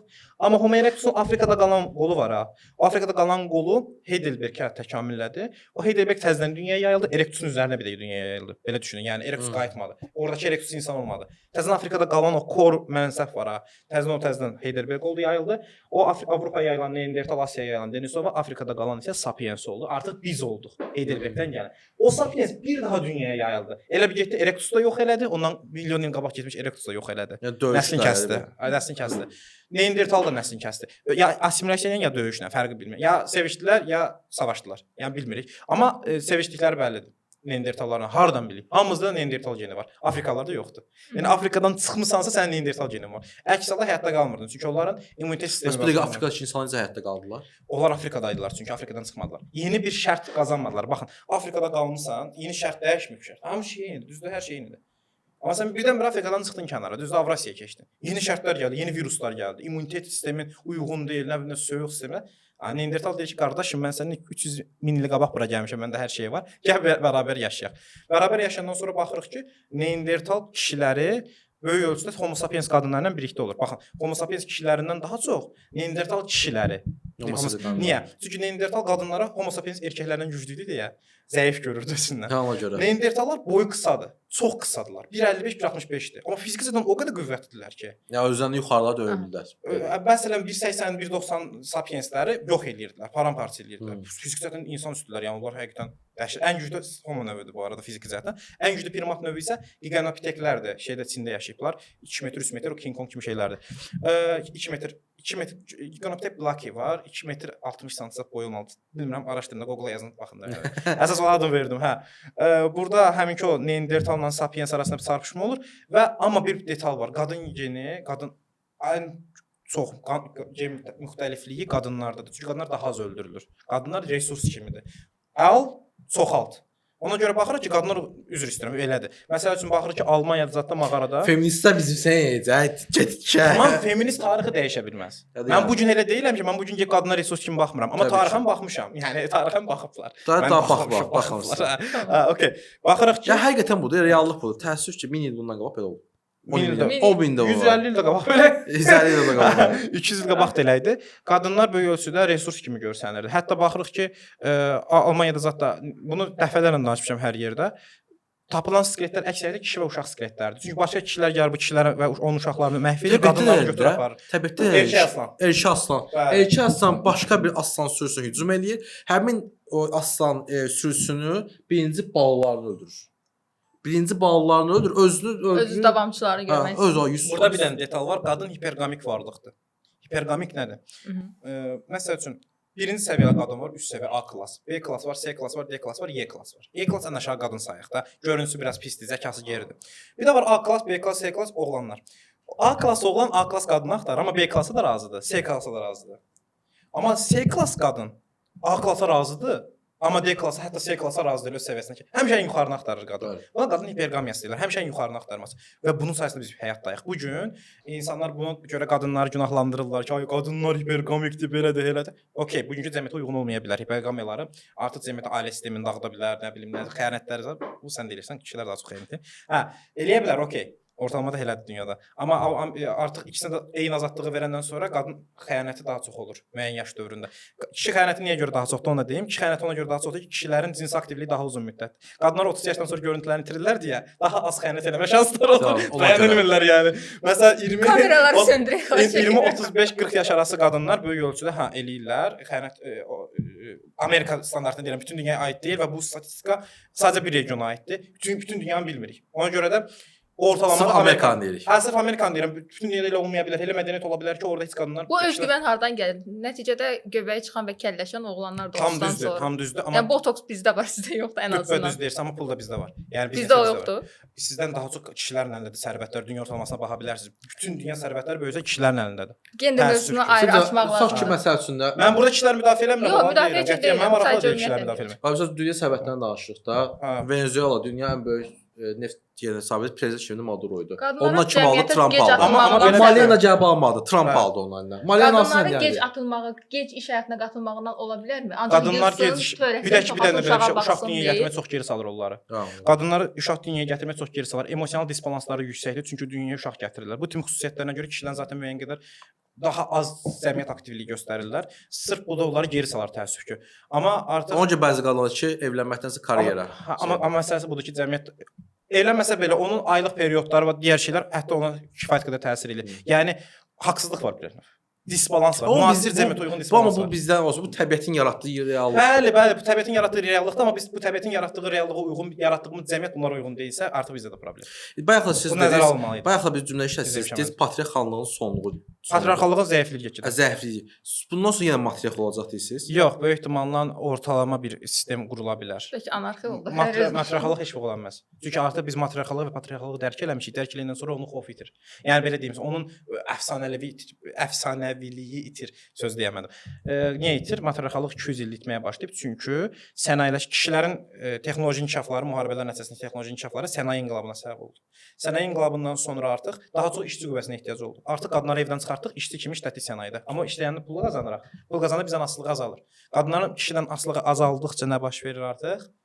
Öz gücünü isbat eləməsi. Bu bir. İkincisi, Feminist də oradan gəldi. feminizm oradan gəlir. Bu arada haqlılar bir çox mövzuda. Yəni bu gerçəkdir. Otur o dövrü oxu, tükün biz olar. Bilirəm, Ha. haqsızlıq çox Hə, zaten haqsızlıq baş verir. Ondan sonra nə baş verir? Yəni fərqli fikir deyirsən orta əsrdə cadugər deyib yandırırlar səni. Razıyam. Əsasən evlənməyən qadınları cəmiyyətə pozar deyə elə şeylər eləyirdilər. Bunu katoliklər və protestantlar daha çox eləyib. Biz bilirik ki, papa elə, xeyr, papa eləməyəsən ona. Nəysə bu başqa mövzudur. Və burada deməyə çalışdığım budur. Burada bir iqtisadi azadlıq əldə elədi qadınlar, elədi. İkinci detal da var. Fevral nə idi? Fevral inqilabı deyəcəm, nə daxil? 19-cu əsr. 19-cu əsrə etibarən artıq şəhərləşmə yüksəldi. Alız Fransa getdiysən Hə, görürəm. fevral inqilabı Rusiya, Sovetlər. Nəysə, burada bir detal da var. 19-cu əsrdə şəhərləşmə yüksəlir. Əvvəl 80% kütlə kəndlərdə yaşayır. Kəndlərdə bir qadın əxlaq normativindən kənara çıxa bilməzdi. Çünki hamı kamera İndi özündə də elədi. İndi elədi. Şəhərə gələndə çıxırlar. Çünki şəhər anonimlik yayır. Anonim. Şəhərdə sənin anonim bir keyfiyyətin var. Şəhərdə küçədəki adam ikinci dəfə görməmə şansın yüksəkdir. Amma kənddə elə deyil. Qonşuların gəlmədi, amma kənddə Ona lokalda görə hər də- gün periodik görürsən sən onları. Düppədüz. Ona görə də nə baş verir? Təxminən HET qanunları da 4-5 min illik yaxın şərqdəki bakirəlik qanunları, əxlaqi normativ özünü saxlaya bilmir. Qadın və yaxud da kişi ikisi üstünə keçərlidir. Çıxmağa başlayır şəhərdə o qanuna. Yəni indi iqtisadi azadlıq əldə edən qadın indi əxlaqi azadlıq da əldə elədi, düzdür? Hə, indi üstünə bir dənə də qoyacağıq. Bunun bir də siyasi azadlığı var. Səs vermə. Bu səs verməni 1918-də bizim cümhuriyyət eləmişdi. Bizim cümhuriyyət bu üçün eləyib. Bu ikisində uğursuz idi. Yəni bu ikisi gəlmədən birbaşa siyasətdə Bir addımla, iki addımdan var, üçüncü addımdan. Neyləsin? Onun da günahı yoxdur. Yəni əksinə O da elədikləri mükəmməldir, yaxşı eləyib. Ondan sonra gəlir artıq yavaş-yavaş qadınlar dayanmadan deyir ki, biz siyasi azadlıq da eləməyəm. Pulum da var. İstədiyimi də eləyirəm yavaşdan. Bir də 4-cü inqilab baş verir 20-ci əsrdə. Cinsəl uşaq doğum kontrolu. Və haplar vasitəsilə artıq qadın istəməsə Planlı hamiləlik tənzimləyə bilər. Bəli, planlı hamiləlik tənzimlədi və beləcə qadınlar azadlığını əldə etməyə başladı. Bu da patriarxallığın kişi hakimiyyətinin zəifləməsi. Bu arada patriarxallıq təkcə kişilərin qadınları zədələmir, kişilər də zədələyirdi. Kişilər ağlaya bilməz, kişilər zəif ola bilməz. Heç bir halda. Kişiyə də psixoloji şiddət. Ona görə də ən çox intihar kişilər eləyir bu gün. Patriarxalın nəticəsində böyük O da ölçüdə. kişilər daha tez ölür, daha az Amma yaşayır. burada məsələ var. Qadınlar həm azadlıq əldə Bəli. etmək istəyir, həm də kişidən hər şey təminat gözləyir. Əgər kişidən hər təminatı gözləyib fərqli bir aura istəyirsənsə, qadınsan, deyirsən ki, mənə xüsusi bir diqqət yetirməlisən, həm də eyni zamanda mən qadınam deyə müəyyən bir əxlaq normativlərini mən üstün saymalısan, həm məni təmin eləməz, həm də mən azadam. Bu üçü bir arada olmalıdır. Bəlkə ona görə ki, C kateqoriyalı qadın A kateqoriyalı oğlan istəyir. Çünki özü hər şey qazanma potensialında da onsuz da normal şuurlu insan özü-özünə nəsə qatmaq istəyir, inkişaf eləmək istəyir, qazanmaq istəyir, daha gözəl olmaq istəyir. bunu geriyə atmaq istəmir. Bunun fonunda istəyir ki, özünə uyğun yaxud özündən daha yaxşı biri ilə olsun. Bəli. Onun ailəsini və yaxud da onu müdafiə etmə ehtiyacı gücündə Qadının olan. bu xüsusiyyəti pis bir şey deyil, yaxşı bir şey də deyil. Təbii bir şeydir. Var, Amma razıyam. bir detal var. Bunun sayəsində həyatda qalmışıq. Bu gün fiziki olaraq bir kişi bir qadından güclüdür. Niyə? Qadının gücünü hiss etdiyi vaxtında. Bu qədər cinsi dimorfizm. Bu gün bir tovuz quşunun erkəyi dişisindən daha yaraşıqlıdır, göşəkli rənglidir. Qürur Kişilər açanda. davamlı onu seçir. Bəli. Yəni bu gün cəmiyyəti önə aparan, bəli, gerçəkliyə kişi texnoloji inkişafları, kişilərin arasındakı müharibələr texnoloji inkişaflara səbəb olur. Baxırıq ki, dünyanın bir qismində harda müharibə çoxdur, orada inkişaf çoxdur. Gerçək deyil. Düzdür, müharibələri heç kəs bəyənmir, amma gerçək budur. Qol saatı belə Birinci Dünya müharibəsində kəşf olunub. Niyə də baxsınlar, hücum eləyə bilsinlər deyə. İndi yox. Qadının sərbəst yaşamağı kişinin zəifliyidir. Yox. Amma belə bir Bəs şey niyə var. pis qarşılanır? Qadın da kişinin elədiyi şeylərə eləyəndə qadın pis qarşılanır. Belə bir şey var. Qədim Yunan alimləri belə düşünür ki, qadınlar səhvən dünyaya gəliblər, səhvən formalaşıblar. Çünki o dövr aşırı patriarxal dövrdür. Amma belə bir detal var. Həm də eyni vaxt onlar düşünür ki, qadınla kişini eyni səviyyəyə qoysan, qadınlar üstünləşəcək. Buna inanırdılar. Qadın daha üstün olacaq. Bəli, kişilərdə tarix boyu qadınlara qarşı bir qıcıq deməyim də onların gücləməsinin qabağını almaq istəyi olub. Kişilər deməyim, sən çox qeyri-elmi danışıram bu saat. Çox qeyri-elmi danışıram. Kişilər yox. O zaman Şəxsi görüşlərimiz də olsun. Yunanistana baxaq. Yox, şəxsi görüşüm belə deyil. Yunanistana baxırıq, hə belə deyil. Yunanistana baxırıq, Yunanda belədir. Amma o Yunanistandan təxminən 2000 kilometr uzaqda İskitiya var. İskitiyaya baxırıq. Hə, İskitiya köçərilər. Köçərli nətərdir? Kişi qadın bərabərdir. Məsələn, dilimizdə bizdə cinsiyyət fərqləri yoxdur. O deyəndə həm kişi həm qadın necə, amma o xalqlarda var. Çünki bizdə cins fərqlər yox olmuyor. İngilisdə var, İslama Rusda qədər var. ki, İslama qədər ki, türk toplumları böyük ölçüdə egalitardır, kişi qadın bərabərliyidir. Çünki Bəli. qadın əməyi də çox güclüdür, kişinin əməyi də. Dədə Qorqudda da var. Atır, Bəli, içir. qadın çox güclüdür. Bir dənə belə mənfi xarakteri yoxdur Oğuzlarda, qadın mənfi xarakteri yoxdur. Həmişə kişilər mənfidir. Hətta kişilərdə mən indi bunu belə düşünürəm, bəlkə səhv ola bilər, bu səhvlərimsə qeyd eləyərsiniz. Qədim türk dilində pisliyin simvolu erlikdir, yəni kişilik sayılır. Çünki öldürür, məhv edir, Bəli. Amma gözəlliyin, doğumun simvolu isə Umayanadır, qadındır. Yəni kişilərdə biraz qadın-kişi məsələlərində yenə patriarxaldılar. Kişi idarə edir hər şeyi. Patrinardılar, ata əsasında gəlir. Amma qadın çox güclüdür. Qadın cəmiyyəti çox güclüdür. Monoqamlar. Ziyan gəlsə kişidən gələcək, qadından Bu gəlməyəcək. kösərlikdir, daha bəsit. Sizə bir dənə söz deyim. Bəli. Türk dövlətlərinin dağılma səbəblərindən ən böyük çox elə Qadınlar nəzərdə. O belə deyim sizə. Yəni düz qadınlarla bərabərlik Çinli çox qadınlar, qoymuş, hə? yoxsa Çinli qadınlar necə? Fərqi yoxdur. Qadın qadınlardan təsirlənir. Elə şeydən tutmuş, Rus qadınlarını tutmuş, Çinli qadınlar kimi. Həmin dövrdə həmin hakimiyyət harda olmuşdu biz? Bizim şeydən tutmuşdu, Altaydan tutma, gəlmişik Anadoluya kimi çıxmışıq, Balkanlara kimi gəlib çıxmışıq. Hakimiyyətdə olan sultanın və şahın və ya padişahın yoldaşına çox şanslı türklərdə. Çünki türklərdə fikir verəm, qadına hörmət qoyulub. Və qadında siz necə kişi kimi düşünməyib.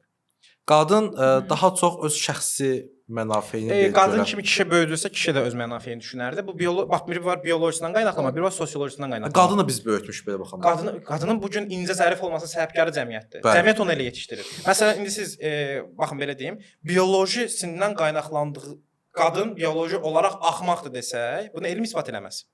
Amma qadınları sən götürüb təhsildən uzaq saxlasan və onlar həqiqətən təhsilsiz olsalar, Əfqanistanda kimi. Əfqanistanda kimi. Nə deyəcək? Qadınlar axmaqdır. Bunun sosiologiyası elədir, onun təbiəti yox. Sən onun təbiətini məhv elədin. O doğulandan onu gəlib cəmiyyətə yetişdirdin ki, o aşırı cahil qaldı. Onun cahilliyi təbiətindən, özündən qaynaqlanmır, çevrədən qaynaqlanır. İndi də onun propagandasına bax ki, qadın belədir. İndi deyirik ki, qadınlar məsəl üçün idarəçilikdə zəifdir. Sən qadının üçün idarəçilik institutu yaratmamısan orta əsrlərdə. Şans Ancaq verməmisən. kişilərə şans vermirsən. Nəticədə də kişilər o şeydə daha yaxşı olublar.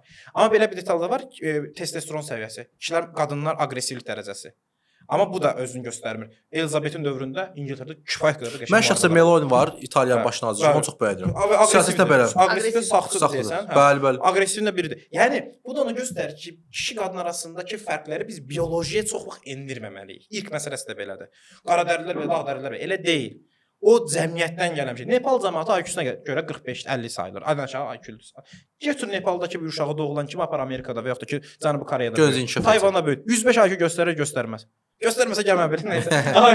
İndi onun kimi düşünün. Yəni bir var sosiologiyasından qaynaqlanmaq və dedim ikinci insan seçməsi, sosial seçmə. Bax oradan qayıdırıq ora. Və bioloji seçmə. Ona görə qadınlar tarix boyunca əgər doğru formada cəmiyyətdə ona uyğun institutlarda formalaşsaydılar, elə olmaz. Amma burada bir detal var. İndi burada nifrət eləyə bilərsiniz ki, niyə görə qadınlar üçün bu cəmiyyət yaradılmır? Çünki ehtiyac yox idi. Hə. Orta əsrlərdə qadını elə yetişdirilməsinə ehtiyac yox idi. Kişi elə yetişdirilsin bəsdir. Qadın ancaq uşaq dünyaya gətirsin. Sadəcə bir iki tək hallar var, Tomris kimi. O da ki atasından gəlir. Bəli. Zəngin ailədə doğulsa qızın şansı gətirirdi. Amma zəngin ailədə doğulan kişinin də şansı gətirir. Hamıdan deyə bilmərik. Və o Amma şans ortalamada belə bir şey var. Qul, kölə, kəndli, kasıb kişi, bəli, zəngin qadından geridir və ya da ki, kasıb qadından geridir. Məsələn, müəyyən qədərdə. Çünki kasıb qadını zəngin Təbii gözəlliyinə görə ala bilərlər. İndi özündə elədir də. Amma belə bir şey var. O kişinin yüksəlmə şansı yüksəkdir. Ha. Qadın heç o yüksələmir. Çünki Nadir təbiətin Şah, problemi Nadir görür. Şah bilsən nədən gəlib? Köləlikdən gəlib demək olar ki. Bəli, Əs- Şəmsəddin Əsl düşür. Eldəniz. Hə, Atabəy Şəmsəddin idi, Əli- oldu. Bəli. Çingizxan özü şanlarında Amma var. bir dənə qadın elə yoxdur. Qadınlar hamısı gərək Komfort zonasını sevir deyə, amma yoxsa qadınlarda nə tər ola bilər? Məsələn, kölə Pakistan- gətirilib evləniliblər. Pakistan baş naziri şəhid olan Pakistan suiqəstinə məruz qaldı. Adı yadıma Şərqin düşdü. burun Qutmo şey Qan- Qızılgül, Şərqin Qızılgülü. bilirəm, bilirəm. Adı Benazir var. Buhuttu. Bu necə bu? Benazir Buhuttu. Hə, nə oldu ona? Suiqəst oldu, amma nədir? Pakistan kimi bir ölkədə İslamın güclü olduğu bir ölkədə baş naziri. Tayfa da düşdü, simvol. Əslində belədir, hə. Məsəl üçün orta əsrlərdə Misirdə 1200-cü illərdə, 1250-lərdə Əyyubi sultanı ölür. Səhv Qandi də var. Hindistanda baş. Indira Gandhi. Indira Gandhi. O da suiqəst. 1250-ci illərdə Misirdə hökmdar ölür, öləndən sonra bir qadın yerinə keçir. Buna cavab olaraq da Bağdad xəlifəsi məktub yazır ki, kişi yoxdur, az da qadını keçirdi hakimiyyətə. Buna cavab olaraq da oradakı köləmənlər, yəni məmlüklər, türkmən döyüşçülər, türk döyüşçülər, Qıpçaq türkləri də böyük olsa, hakimiyyət devirirlər, məmlük dövlətini qururlar. Bu məsələ elədir də. Məsəl üçün görürsüz. Bu o dövrdə məsələn Frank kralı, Böyük Karl Böyük özünü Karl. nəyə görə imperator elan eləyir? Normalda Roma imperatoru elan eləyə bilməz özünü. Bəli. Roma imperatorunu qadın idarə eləyirdi. Deyirsən Bəli, qadınsa bəli. sayılmır. Evləndə ondan şey oldu. Bəli, bəli. Soydu ondan, nəsil ondan törədi sonra. Amma xristianlar müsəlmanlar fərqlidir də. Məsələn, nəsil davam etməsi, imperiya davam etməsi. Onlarda qadın belə hakimiyyətdə imperatrisan, imperatrisadır. Ancaq mədəniyyət regl və sosioloji müəyyən baxımdan müddətli təsir idarə edir. eləmək. Müəyyən bir. Nəsə qadına hardan gəldi mövzu? Cinsi dimorfizmdən Bəli. gəldi. İnsan təkamülü də əslində belədir. İnsan təkamülü də ilk başda matriarxallıq idi. Mən də söhbət toparlayım, oralara gətirim. Matriarxallıq idi. Matriarxallıq biz adlandırırıq. Ha, matriarxallıq deyil. Biz buna matriarxallıq deyirik. Bax, matriarxal var, matrilokal var, matrilinar var. Siz görün nə qədər fərqlidir. Matrilinar nədir? Ana əsasda nəslin törəməsi. Ananın soyadını götürürsən. Bu matrilinardır. Matrilinar ola bilərsən, ananın soyadını götürə bilərsən, amma yenə də hakimiyyəti kişi idarə edə bilər, patriarxal ola bilərsən. Görürsən nə qədər qarışıqdır sistem. Və də var matrilokal. Yəni doğulanda, evlənəndə qızın evinə gedirsən. Qaynanan gilə gedirsən, belə deyim. Bu matrilokaldır. Bəzi hindularda var. Bir də var məsələn matriarxal. Burada qadın idarə edir birbaşa. Bu nə vaxt olur? Kişi yoxluğu deyilən bir şey var, nətər? Məsələn kişilər 6 ay ova gedirlər, gəlmirlər. O 6 aylıq boşluqda qadın idarə edir. Boşluq var. Və yaxud da ki qadın arxada durur. Onu kişilər vasitəsilə idarə edir. İrokez cəmiyyəti elədir məsələn. Şimal Apalasaqlarında yaşayıblar o zamanda, indi yoxdular. Sağ olsun yerli Avropalılar yox edədilər hamısını. 38 milyon yerli Amerikalı öldürüblər Avropalılar. Ölümünə səbəb oldular. Hindular deyək də. Yerli hindular bəli. Amma adilə azmazlıq olsa qalıb. Alıblar. Şimali Amerikada çox azdılar. Amma Meksikada və Cənubi Amerika, Latin Latında. Amerikada var. Mənim bir dənə dostum var idi. O da qarışıq idi, çox yaraşıqlı uşaq idi. Həm gözü qıyıqlı asiatikdir, həm Avropalıdır. Birinci özbək bildim. Söhbət edən əsnada gördüm ki, Perudandır. Qaqaş idi, Araxal və qəribə tayfa adı var idi. Paragvaydan köçmək idilər. Paragvaydan Peruya köçmüşdü. Paragvay şeydir, sosialist ölkə olsa olmalıdır. Demək, uşaq tam-tama bir özbək idi. Niyə özbək idi? Özbək də burada asiatiklə Rusun qarışımıdır. Yəni Hind-Avropalının qarışımıdır. O tacik Hind-Avropalıdır. Ondan asiatik türk qarışır. Özbək ortaya çıxır, tacik ortaya çıxır. Bu proses Amerikada da baş verir. İspanlar gedir, yenə Hind-Avropalı gedir. Cənubi Amerikalıdakı bir Asiyalıdan qarışır və nəticədə Perulu ortaya çıxır. Ona görə Perulardan özbəklər oxşur görür. Oxşurlar. Yəni dəxilsiz bir şeydir. Həqiqətən çox təəssüf bir şeydir. Antropologiya bunlarda qarışdırır. Ona görə irqi antropologiya deyə bir şey yoxdur. İrq deyə bir şey yoxdur artıq. Mən sizə soruşum. Mənə bir şey maraqlıdır. İndi bəzi sənədi filmlərdə görürük ki, bəzi yerlərdə hələ kəşf olunmayan və yaxud az yaşayışın olduğu yerlərdə qəbilə tipində halında yaşayan insanlar var. Oxla, ox atırlar, kameraya ox atırlar. Onlar o şərtdə dəyişmir. Onlar oradan çıxma məcbur qalmırlar. Afrikadan çıxmırlar məsələn. Onlar elə xoşbəxtdirlər. Bəs onların çıxmasına bir hər hansı bir səy göstərilir ki, onlar da qatılsın digər insanlara. Yeni qırğı nəyə lazımdır? Nəyə görə səy göstərirsin? Uyğunlaşmalı eləməli. Onlar təsəvvür edin ki, şəhərə gəlsələr, bizim həyatımızı görsələr, bizim həyatımızın daha stressli olduğunu görsələr, ölərlər. Yəni onların həyatı bizimkindən daha stresslidir, daha çox psixoloji problemlər. Onun bir məqsəd ceyran oğlu evdən yemək yapmaqdır. Yox. Qurbağa yeməkdir. Məsələn belə deyim, yəni yəni Braziliya yerləri, əksinə o həyat daha gözəldir onlar üçün. Onlar ona uyğunlaşırlar. Bəs bizim ağızlarımız yoxdur. 1000 manat maaşla 9 manat ipotek ödəmək. Bizim həyat daha basqın həyatdır. Hətta bir dənə maraqlı bir örnək verim. 17-ci əsr ait bir dənə yazı var idi. Bunu ingiliscə tərcüməsindən oxumuşdum. Amma fransızca idi, səhv eləmirəmsə. Alicənab vəhşi. Necə? Yerli Amerikalılar ortalamada hündür boydular. Niyə? Çünki ərgənlik dönəmi uzun çəkir. Ona görə boyları hündür olur, yaraşıqlıdırlar. Və testosteronları çoxdur deyə qadınlardan fərqli olaraq kişilərin testosteronu çoxdur və ona görə də bizim üzlərimiz qadınlarınkindən nəzərən daha təmiz olur, daha düz olur da. Ona görə qadınlar deyir ki, biz bu qədər baxım edirik, istə nə olur? O testosterondan qaynaqlanır ortalamada. Mən bilən elədir, səhv də ola bilər. Amma ortalamada. Yəni yerli Amerikalılarda bu xüsusiyyətin hamısı var, təsəvvür edin. Avropalıda ortalamadan qısa boyu o vaxt qısaydılar. Görüntüləri zəif, belə fiziki cəhətdən zəif. Gəliblər yerli Amerikalını görürlər. Amma ona vəhşi deyirlər. Amma o çox yaraşıqlıdır. Orada Amerikalılar həqiqətən yerli Amerikalılar yaraşıqlıdır. İndiki Amerikalılar yox, yerli Amerikalılar. İndiki Amerika yoxdur, hamısı qarışıqdır. Miksi oldular yəni. Gəlib görür bunu və aralarında bir söhbət olur Huron qəbiləsindən. Deyir ki, siz azadsız yoxsa biz, deyir ki, biz bütün dünya hakimliklə minə top tüfəng. Deyir ki, mən evdən çıxanda parik taxmaq məcburiyyətində deyiləm, makyaj eləmək məcburiyyətində deyiləm. Yerli Amerikalı deyir. Fransızca çox qəşəng bir şeydir. Əslində deyir ki, səndə cəmiyyətin o qədər baskısı var ki, institutlaşıb, hiyerarxiyalaşıb, onu belə eləmə, bu hər şey ritualdır. Bunu belə tualetə sağ ayaqla girməlisən. Ritualdır. O qədər abi dini inancdır. Evdə sağ ayaqla. Dinlə mədəniyyət bazası deyil, elə mədəniyyət təsir edir. Qarma-qarşı sistem olub ki, sən artıq bir insan olaraq təbiətdən çox uzaqlaşmısan. Mən elə də təbiətdəyim deyir, mən daha xoşbəxtəm. Eyni məntiq olar. İstədiyini eləyir, istəmədiyini də eləməmək də azaddır. İstədiyin eləyir deyəndə, yəni bizə baxanda da, yəni istədiyin nədənsə asıl deyil, borcla dünyaya gəlmir. İstəklərini eləyə bilməz, yox olar, amma belə bir şey var. İstəklərinə uyğun cəmiyyət qurulur. İbtidai ehtiyacların İstəklərinə uyğun cəmiyyət qurulur. Bizim istəyimizə uyğun cəmiyyət qurulmayıb, amma onların istəklərini biz məcburiyyətə görə cəmiyyət qurmuşuq. Onların amma məcburiyyəti çox vaxt istəklərinə uyğun olur. Məsəl üçün deyirəm. Mənim sizə sonuncu 2 sualım var deyim. Birinci sual, bayaqda biz Afrikadan danışırıq, Afrika coğrafiyasından. İndi öz coğrafiyamıza qayıdaq. Bizdə coğrafiyada mən Naxçıvanlıyam eləyim və Azərbaycan ən qədim şəhərlərindən biri və hətta birincisi 3500 il tarixi olan 3500 ili tarixi olan bir Naxçıvan şəhərimiz var. Hə və istəyərdim ki, biz Azərbaycan coğrafiyasından danışaq, kiçik bir maraqlı fikirlərinizi bizə desiniz. Bu coğrafiyada nələr baş verir? Hə, ikinci sualım isə sizin bu antropologiya ixtisasınız çox gözəldir. Bayaqdan da qeyd etdim ki, danışır, hətta saatlarla danışa bilərik. Nəyə görə hal-hazırda bizdə əmək bazarında bu antropologiya ixtisasına ehtiyac duyulmur? Niyə siz dediniz, baş dövlətə qəbul olmusunuz, birinci kursda o fakültə bağlandı. Bu qədər maraqlı fakültə niyə bağlanmalıdır? İnsan elmini, insan təkamülünü və hətta tarixini öyrənən bir qapı elm necə əmək bazarına ehtiyac olmaya bilər? Və hətta əmək bazarında bu ixtisasa az duyulmağına baxmayaraq, siz necə bu ixtisasa yiyələnməyi, hətta magistrini belə etməyi düşünürsünüz? Okay. Biraz uzun olur. Yox, əladır. Yox, fərqli yanaşmadır. Onda birinciyə gedim. Birinci Azərbaycan antropologiyasından danışım. Azərbaycan antropologiyasına xüsusi bir şey deyə bilməyəcəm. Niyə? Məsəl üçün, bu belədir, o belədir. Sadəcə onu bilirəm ki, müəyyən regionların özünə məxsus keyfiyyətləri var. Azərbaycan quzeyinə qalxdıqca sarışınlığa daha çox rast gəlir, göy gözlüyə rast gəlir. Çünki bu ustalığın təsiridir. Qafqaz belə deyim, günəşin azlığı. Günəş az olanda melanin maddəsi aşağı düşür. Melanin maddəsi nədir? Zaqar alanda çıxır üzə, odur. Bax o maddə az tətbiq olunur deyə bu adamlar daha açıq rəngli olur. Niyə? Çünki günəş azdırsa, günəş az olanda sənin bədənin daha çox günəşi əmməlidir bu növ. Melanin maddəsi az olanda da sən daha rahat əmirsən günəş. Ona görə məsələn mən bir almanla bərabər işləyirdim. Məktəb təmizləyirdik. Avropada mən universitet oxuyanda. Orada alman nəfər tərləyirdi. Elə bir şəlalə idi, axırdı. Onun yanında bir dənə qara gədə var idi. O Kürt dostum idi.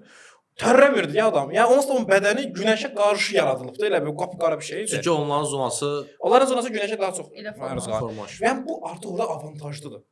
Ya gördünüz, orada da uyğundur o adam. O işdə də. Yəni amma Alman uyğun deyildi o məqama. Alman bədəni. Amma indi qalxıq soyuğa. O kürdün donacaq o kürd orada. Amma Alman donmayacaq. Çünki bədəni daha çox istinəmə bilir. Çünki bədəni ağdır. Yəni melanin maddəsi azdır. Ona görə Azərbaycanın quzey tərəflərində biz görürük ki, göy gözlülük daha çoxdur və sarışınlıq. Bir də biraz cənub tərəflərdə çoxdur. Bir də dağlıq regionlarda çoxdur. Dağlıq regionda günəş azdır. Eyni məntiq. Güney tərəflərdə az olmasının səbəbini vaxtında bunu mən genetikçi ilə söhbət eləmişdim. Razzaq Xansuvar olmalıydı ismi. Təşəkkür edirəm sizə. O mənə söyləmişdi. Çünki mən həmişə düşünürdüm, amma genetik səbəbini də mənə izahını verdi. Bir növ dedi ki, davamlı Avropadan gətirilən sarışın qadınları qızılbaşlar bəyənirdilər. Yəni bizim kişilər daha çox sarışınları bəyəniblər. Və qadınlar davamlı olaraq əsr alıb gətirdilər. Tariximizdə təkamüldə o da bizim. Hə, Ərdəbil tərəflərdə ona görə sarışınlığa daha çox rast gəlinir. Güney regionlarda da talışlar hücum edirdilər həmin o karvanlara, qadınları götürürdülər. O sarışın qadınların davamlı olaraq çoxalandan sonra da qadın genində davamlı olaraq öz basqın xüsusiyyətlərini göstərdi və uşaqlarda sarışınlıq ortaya çıxırdı. Məsələn, bu keyfiyyətlər var. Yəni biz birdən buradan. Üçüncü detal isə polovetslər və yaxud da ki, Kuman türkləri dediyimiz Qafqazın quzeyində yaşayan köçəri türklərin bu regiona təsiridir ki, onlar sarışın olublar. Kumansuz Qumral sözündən gəlir onsuz da, elə türkçədir. Onlar da davamlı olaraq bu regiona təsir elədikcə onların da sarışınlıq keyfiyyəti aldım. Yəni indi burada danışdım. Amma Azərbaycanın kor rəngi, yəni təməl rəngi də Aralıq dəniz irqi tipi sayılırdı. İndi irqi tiplər doğru deyil deyə irqdən fenotip deyək. Bizdə daha çox rast gələn tip Aralıq dənizi hövzəsində yaşayan insanların hamısına rast gəlir. Ona görə İtalyanlar bizə oxşayır, Fransanın cənubu bizə oxşayır, İspanlar, Bizim Portugallar. tipimiz o tip. Şimali Afrikalılar, ay mənim bir dənə Mərakeşdən qrup yoldaşım var idi. Qızın yanında söymürdü yol Azərbaycanlılar bəlkə. Elə bildik Azərbaycanlıdır. Həm də baş bağlı. Birdən bir ərəbcə danışdı, qorxduq. Amin dedik. Ondan sonra yaxınlaşdı. Çağrı hazır dedi Mərakeş. Dedi mən sırf uşaqlar. Məsələ odur. İndi o qız bizə oxşurdu. Elə bir andollah deyirəm. Elə bir Azərbaycanlı idi. Niyə? Çünki Aralıq dənizidir. Suriyada da var o tiplər, Misirdə. Bu Aralıq dənizi tipləri, görüntü tipi Azərbaycanda daha çox rast gəlinir. Nə tərtibdir? Gedin bir Arana tərəf və yaxud da ki, gedin bir Şamaxıya. Ortalama gördüyünüz tip odur. Orada daha qaradır. Daha tündür və dərilər daha melaymətəsi yüksəkdir. İncə biraz günəşə daha Burunları daha məruz qalır. uzundur və dardır. Burunları daha uzun, enli deyil, dardır, uzundur. Alın genişdir. Alın genişdir müəyyən qədər. Sonra üzləri daha arıq olur. Parlaq. Bəli. Ondan sonra bədən tipləri ortalamada daha çox ektomorf olur. Məsələn, enli deyirlər, arıq uzun sov olurlar bədən tipləri. Ən çox rast gəlinən. Bəli, tüklərdə müəyyən qədər çoxdur, bədən qıllardır. Üçüncü qıl örtüyü deyirik buna, üçüncü tük örtüyü də deyirlər. Həmin ki, üçüncü qıl örtüyünün inkişafı müəyyən qədər çoxdur, amma Qafqazlar daha çoxdur. Ən yüksək qıl örtüyü Qafqaz qal. Qafqaz tipi deyil bu. Qafqaz tipi deyil, bu Aralıq tipidir. Bizdə belə Qafqaz tipi, bəyə Qafqaz tipini dedim. Hündürboy olurlar müəyyən qədər və sinələri, baxın, hündürboy olmanın səbəbi ağciyərlərinin böyüklüyüdür. Çünki dağ regionunda oksigen azdır deyə onu daha yaxşı alveollar diafraqmasına yaxın deyə müəyyən qədər daha böyük ağciyər və diafraqmaya səbəb olmalıdır. Gövdə böyüyən kimi boy da böyüyür. Ona görə ortalamada daha hündür olurlar. Gördünüz? Yəni Qafqaz dağlar ona görə hündürdür, dağ cəmaətləri ortalamada daha hündür olur. Buradan qaynaqlanır. Bu isə Aralıq irq tipləri müəyyən qədər qısa, qaraşın, arıq, bədən tipi belə uzun sov olur. Bu tip var. Bir də var Ponto-Kaspiyan tipi. Şah İsmailin tipi. Sarışın, rəngli saçları tipi olan. Onun Trabzondan gələn nəsli var axı. Ponto tipi də ona görə Trabzonda da, Azərbaycanda da yüksəkdir o tip. Onun... Niyə görə yüksəkdir? Çünki biz də gürcülərlə, eyni zamanda çərkəzlərlə əlaqədə həmişə olmuşuq. Hətta belə deyə ermənilərlə də olmuşuq. Ermənilərdə azdır o tip. Azdır. Ermənilərdə biraz armoid dediyimiz özünə məxsus tipləri var. Burunlar biraz yekələnir, amma bizə çox oxşayırlar. Bizə çox oxşayır. Çünki ermənilərlə bizim həm də genetik kombinasiyalarımız da çox yaxındır. Eyni coğrafiyada yaşayırıq. O normal bir şeydir. Bəli. Və bir də ki biz uzun müddət bərabər yaşamışıq. Bir dənə Yusif Vəzir Çəmənzəminin olmaydı. Xatirətlərini oxumuşdum neçə il əvvəl birinci kursda zətdə. Orada da ermənilərlə dostluqlarından yazır deyəsən. Deyəsən səhv eləmirəmsə, yəni bilmirəm dəqiq. Ermənilərlə kirvi olmaqlarından yazır belə deyim. Yəni qaçılmazdan neçə il qonşu və dost adı altında yaşamışıq. Bəli, bəli. İndi də burada belə bir şey var. Bu tipdə var. Ponto-Kasp tipi də var. Ponto-Kaspiya dedim, Pont tipi deyək. Pont tipinin təsiri var, Armonoid tipi var müəyyən qədər. Armonoid bizimkilər indi erməni serməyəsin asteroid deyirdilər. Bizdə elmdə müharibə var deyə biz elm obyektivliyimizi itirmiş bir akademiyaya sahibi təəssüf ki, tarixşünaslığımız məhv olunmuş gündədir. Niyə görə? Çünki bütün tarixşünaslığımız erməni səhv çıxarmaq üzrə qurulub. Nəticədə elm yoxdur ortada. Artıq bu siyasi bir qarşıdurmadır. Ona görə də Efiopiya itobası deyən professorlarımız var. Deyir ki, türk sözü Efiopiya itobasından gəlir. Polyaka polak türklərdir. Mən gördüm, mənim yanımda dedilər, mən gülməmək üçün sözümü gündən tutdum. Belə professorlarımız var. Təəssüf ki, bu tip ideoloji baxış sahib olan insanların dünya tarixşünaslığında heç bir xeyri yoxdur. Bizi saymırlar ona görə.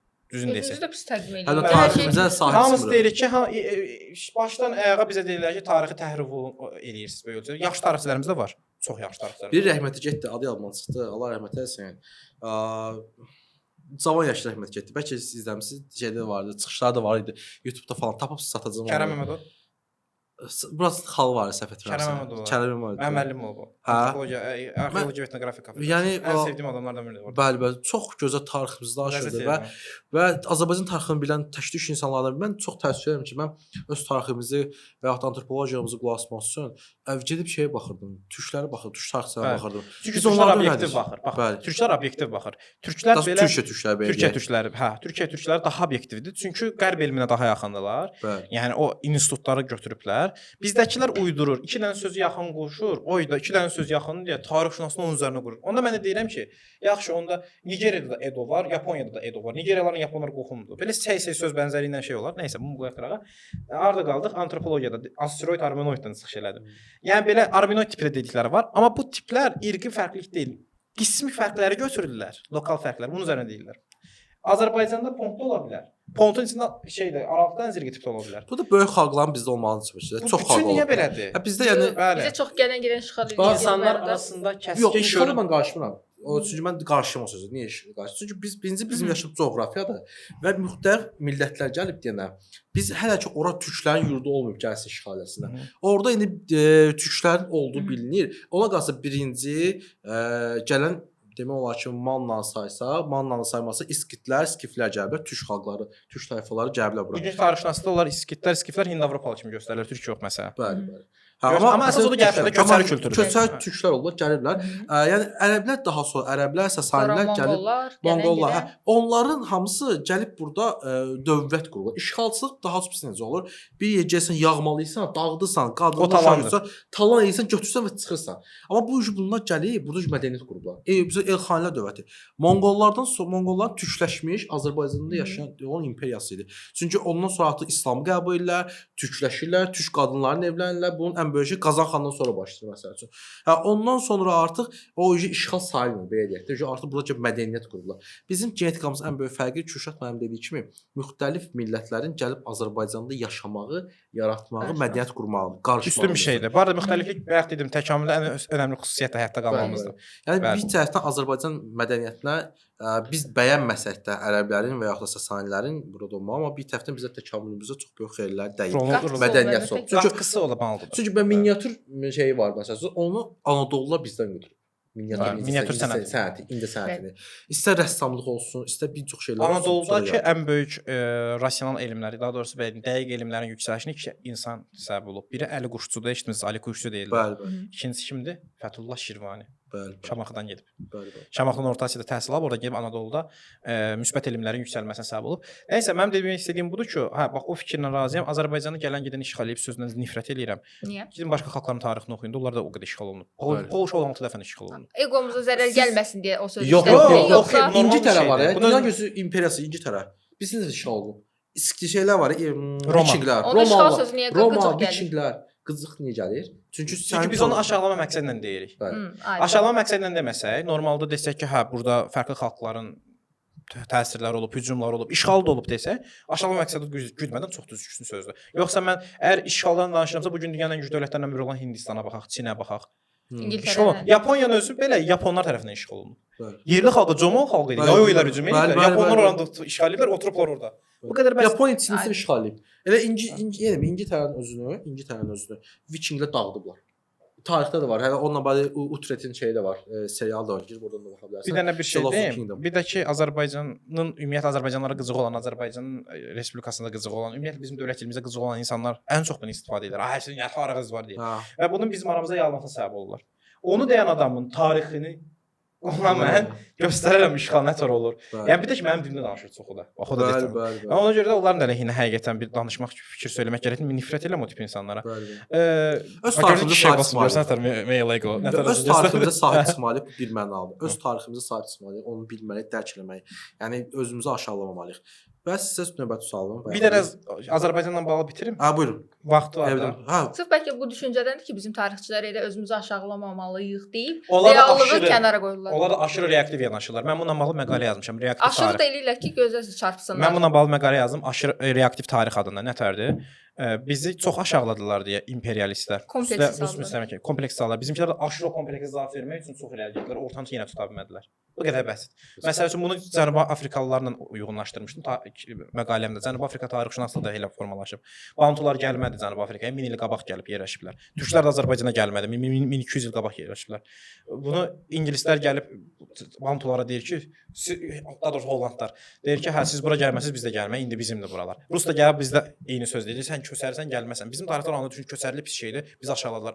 Sən Rusun qurduğu hakimlik oyunundan. Biz köçəri millət. Tamam Rus, sən də Rusiya regionuna getmisən də, Yamna mədəniyyətindən getmisən o regiona. Və yaxud da ki, orada Sibirdən get. Hamı köçərdi, hamı bir yerdən gəlib. Köçərliyin yalnızca bizə məxsus olduğunu gözümüzə soxaraq köçərliyi pislədilər ki, biz köçəri kimliyindən qaçaraq tarixi saxtalaşdıraq. Bəli, bunu ermənidən fərqli olmayan Azərbaycan tarixçiləri var. Erməni tarixçisinə hər şey uydurursan, Azərbaycan tarixçiləri də var. Hətta erməni tarixçilərinin çoxunda Azərbaycan türk olduğu bildirilir ha. Yəni bizə deyəndə Azərbaycan demirlər, türk deyirlər. Çünki onlar bizim tariximiz bizdən yaxşı bilirlər. Misirdə Misirin qədim sülalələrindən birinin, məsələn Hiksoslar olduğu düşünülür. Hiksoslar Sinay yarımadasından və yaxud da ki, Ərəbistan tərəflərində köç edən bir Semit xalqı idi. Gedirlər Misirdə hakimiyyət ələ keçirən bir döyüşçü elitadır. Köçərdilər. Bəli.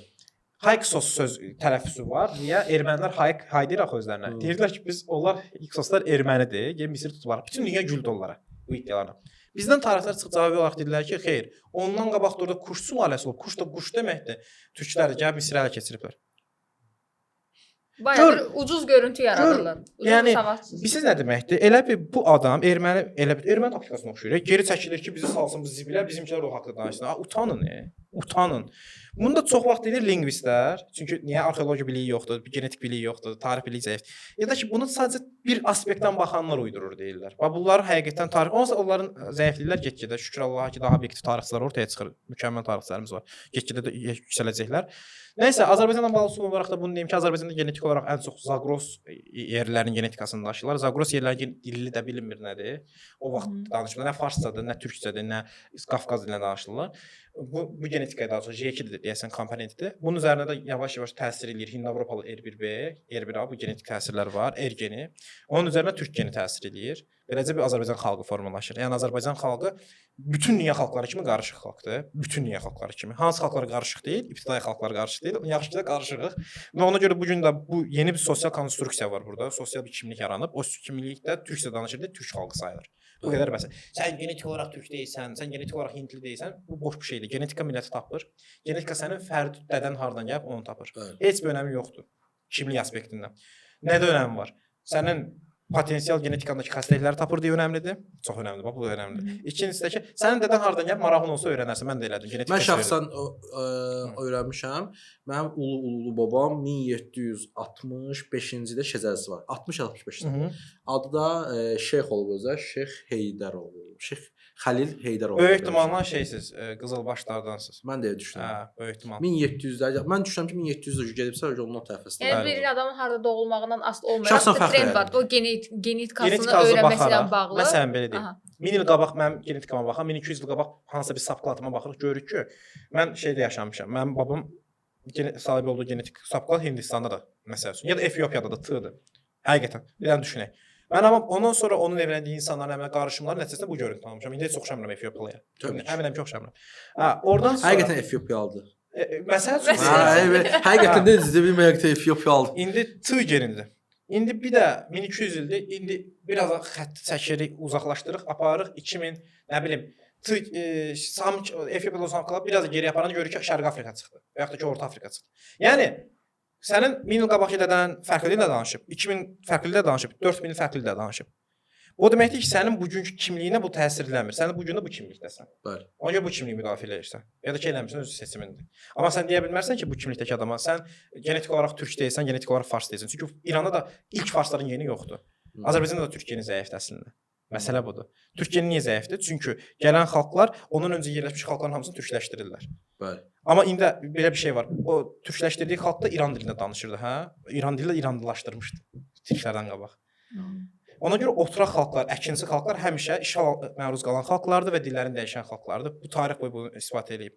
Hətta bugünkü İraqdır, Suriya regionları ərəbləşib.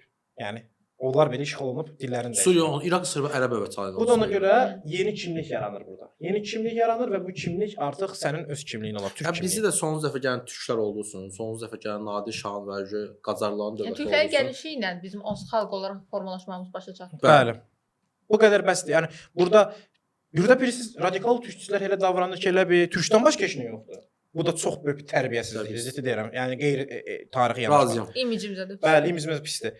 O birisi zınqırovlu ilanlarda tam əksini deyirlər. Deyirlər ki, ümumiyyətlə türk yoxdur. İkisi də eyni şeydir əslində. İkisinin də tərəfi eynidir. O birisi nətədir? Qadın düşmənçiliyi eləyən bir feministlə, qadın düşmənçiliyi eləyən bir molla ilə, məsələn, radikal dindarla, kişi düşmənçiliyi eləyən feminist arasında fərq olmadığı kimi, ikisi də qütblərlədir. Bunlar arasında qütblər fərqlidir. Sadəcə bir-birimizi anlamalıyıq. Rol dəyişmək istəmirlər və yeniliyə də açıq deyirlər. Ona görə çox pis təsir yaratır. İndi keçək növbəti sualınıza. Azərbaycanla bağlı. O sualı bir də verin, unutmuşam. Azərbaycanla bağlı cavablandınız. Mən sizin ixtisasınızla. Niyə axı antropologiya? Əmək bazarında yeri bilirsiniz ki, çox azdır. Siz bəzi insanlar hətta bakalavr səhv seçdikdən sonra magistrini dəyişir. başqa bir ixtisas yönəlin ki, əmək bazarında özünə yer tapsın, yaxşı iş olsun, belə və s. və s. və s. Siz antropologiyanın bakalavrini oxudunuz, indi təzədən antropologiyanın şeyini oxuyursunuz, magistrini edirsiniz siz.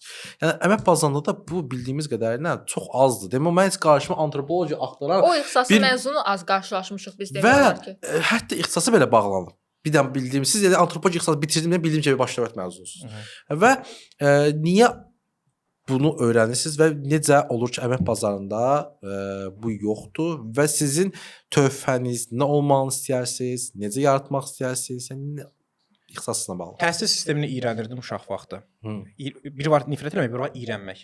Məsələn, 700 ballıq sistem var. Mənim ömrümdə gördüyüm ən axmaq sistemlərdən biridir. Bu gün də deyirəm. Təhsil Nazirliyinin qurduğu ən axmaq sistemlərdən biridir.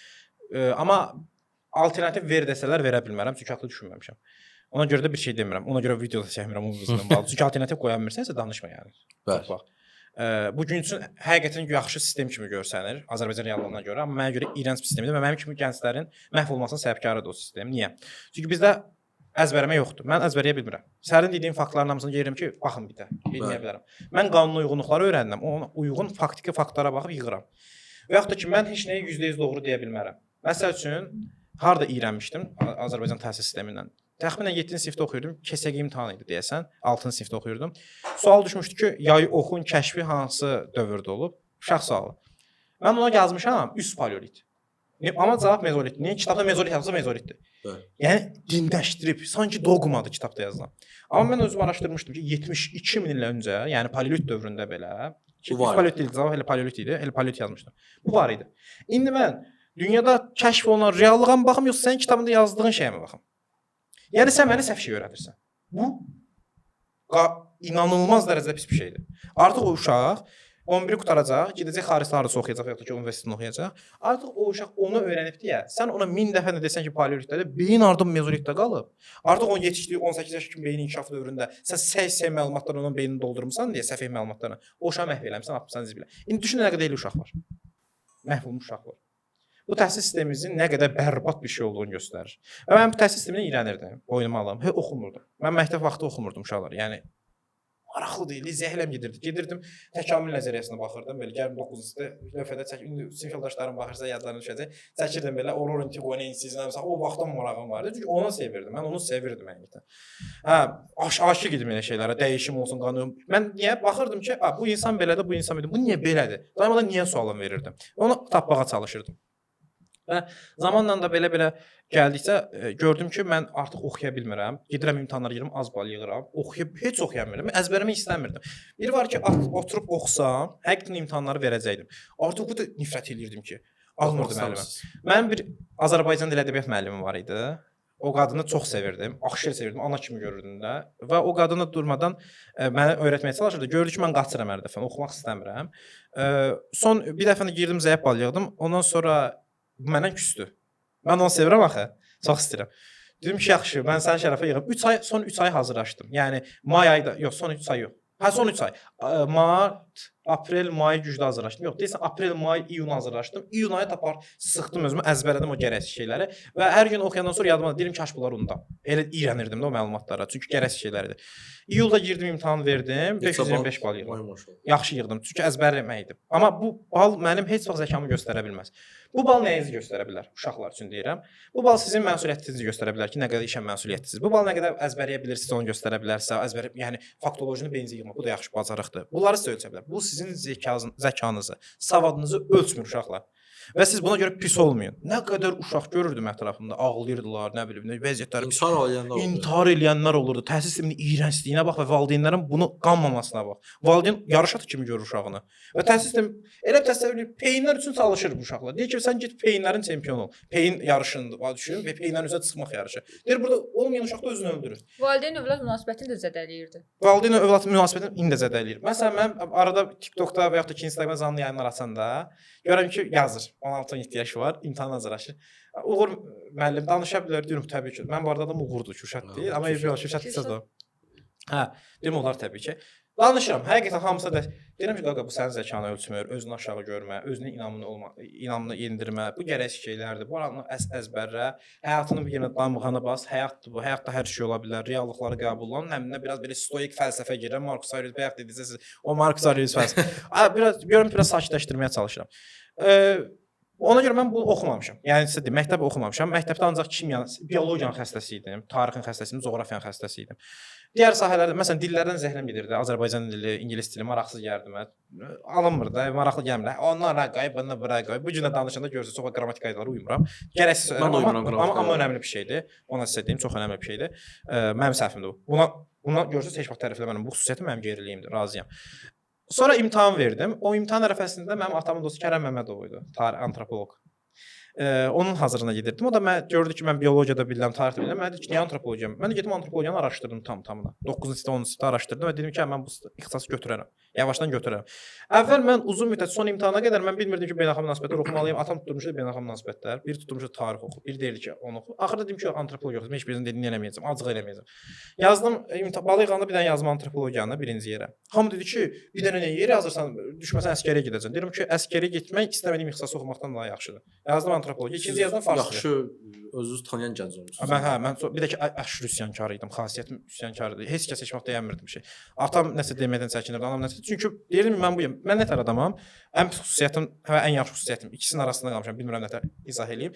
Bu yaxşı bir şey olsa da, bunu mən istəmirəmsə, mənə versən də mən bunu qəbul eləməyəcəm. Məzun edərlər də ona görə. Bitdi, getdi. Məsəl üçün verirdi.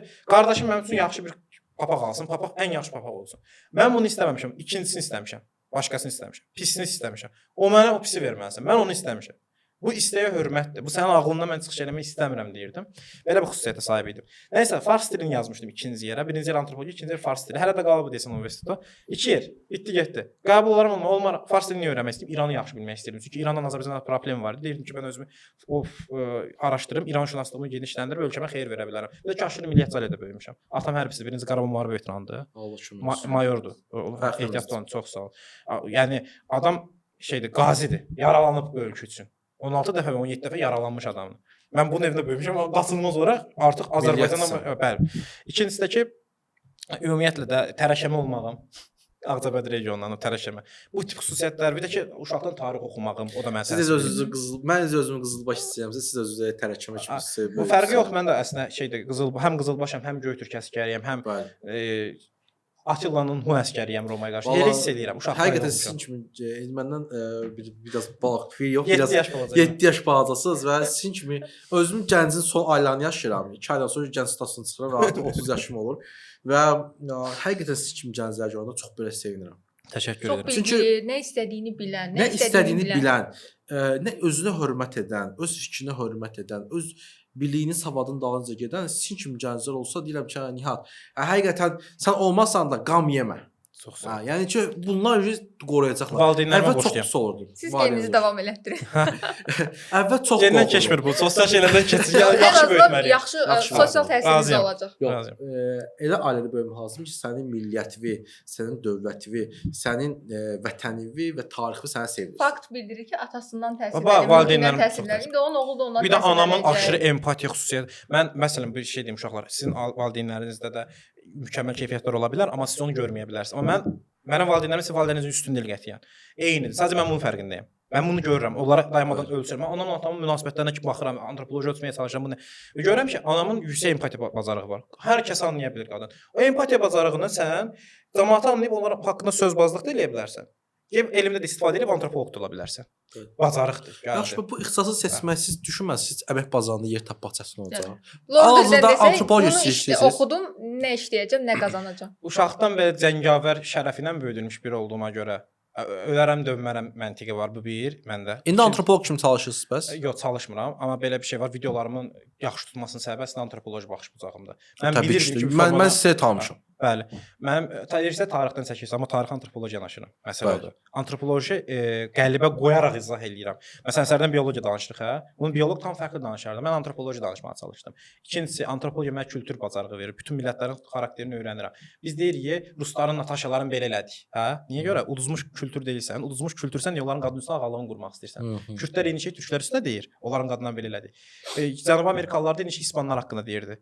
Bu görürsünüz nə qədər artıq Azərbaycanda bu gedib rus qadınların üstəki hakimiyyətinə görə öyünən kişilərin mən təbiətini buna baxaraq yox, ora baxaraq anladım. İslam'a Antropoloji. baxaraq, Kürdə baxaraq anladım. Antropoloji aspektdə və bunu daha yaxşı izah edə bilirəm. Ki indi izahını verdim. Bunun səbəbi antropologiyadır. Və bu mənə bacarıq istər-istəməz tanınmışlıq da verə bilər. Çünki ölkədə bazarda adam olmasa əksinə yeni bir ürünü qoydum ortaya, yeni bir məhsul ortaya qoydum deyə videolarım yaxşı tutdu. Maşallah. Həmişə İşi- tək tutsun. Təşəkkür Və edirəm. faydalıdır. Sizi izləməkdə həqiqi zövq Çox sağ alam. ol. Hər gün səhər dedim işə gedəndə saat 9-da çox sevinirəm ki, Kürşad müəllimin bir qoyduğu reels qabağıma çıxır və inanın ki, deyirəm Kürşad müəllimi. O isə Kürşad deməkdir Nə proqramda. istəyirsiniz deyin. Çünki Kürşadı mən çox sevirəm. Tarix şəxsiyyəti çox Firma sevirəm. deyə bilər. Ya estağfurullah. Kürşad Kürşad müəllim. bəyi mən çox sevirəm. Çox böyük Cəncavə Türk Cəncavələrindən biridir və onun qəhrəmanlığı tamam başqadır. Mən Kürşad adını sevdiyim üçün Uğur adı da çox qəşəngdir, Təşəkkür amma edirəm. Kürşad tarixi baxımından mənə tarixi çox sevirəm və Sırf seçdiyiniz Azərbaycan. imicə Kürşad adı ilə Bəli, yaraşır. Təşəkkür Və edirəm. Kürşad müəllim sizin videolarınızı hər gün səhər-səhər ən azı birinə sonması gedəndə, yolda, maşında qulaq asıram və həqiqətən çox böyük bir zövq alıram. Həqiqətən çox sağ olun. Bəli. Əgər sizin də burada icazəniz olsa, sizin ikinci bir video çəkmək istəyirik. Təbii ki. Podkast çəkmək Təbii istəyirik. ki, təbii ki. Çünki mən hələ biz buz dövrünü danışa bilmədik. Siz dediniz gələcək yava qaldı o. Aha. Çox təəssüf ki, vaxtımız qısıtlı olduğu Heç üçün. problem yox. Mənim Amma ağlımda bir mövzu qaldı əslində. Hararidən, Sapiensdən, Deonsun kitablarında bəzi şeylər var idi. Hansı ki, insanın sonra təkamülü, bəşəriyyətin tarixi, biraz da paltar necə gəldi, necə pul yarandı, necə buna ehtiyac Qəşəng yarandı. yazıb. onları Qəşəng Kürşad yazıb. müəllim, mən çox istəyirəm sizdən bir söz alaq ki, ikinci bir podkast çəkək. Təbii ki, nə vaxt istəsəz. Buradayam hələ ki. Mayın əvvəli gedəcəm ölkədən. Mayın əvvəli. Hə. Hə biz də burada. Mən də mayın 13-dəki məzuniyyətdə olduğum üçün Hə. sizin Okey, ikinci okey. bir podkast 100% Təbii ki. olmalıdır. Son bir şey deyim. Əlbəttə. İki balıq bir-birindən söhbət edir dənizdə. Biri deyir ki, suyun rəngi qəşəngdir, o birisi balıq deyir ki, su nədir? Niyə? Çünki suyun içindədir. Biz də kültürümüzdən başqa kültür görməyəndə elə bilir ki, kültürümüz tək real. Çox gözəl mesaj etdiniz. Bəli. Çox gözəl. Ona görə də mesaj kültürümüzü öyrənmək üçün antropologiya ehtiyacınız var. Bəli. Kürşad müəllim, sizə təşəkkür edirik. Yaxşı ki varsınız. Maarifləndirdiniz, sizə minnətdarıq. Çox sağ olun bizi izləyənlər, daha doğrusu gələcəkdə izləyəcək olanlar. İnanırıq ki, çox maraqlı bir podkast oldu sizin üçün. Dərinliyə düşdük. İnşallah bundan sonraki podkastda Uğur müəllimlə bir daha danışacağıq və yenə o dərinliklərə düşəcəyik. Təşəkkür edirik. Sağ olun.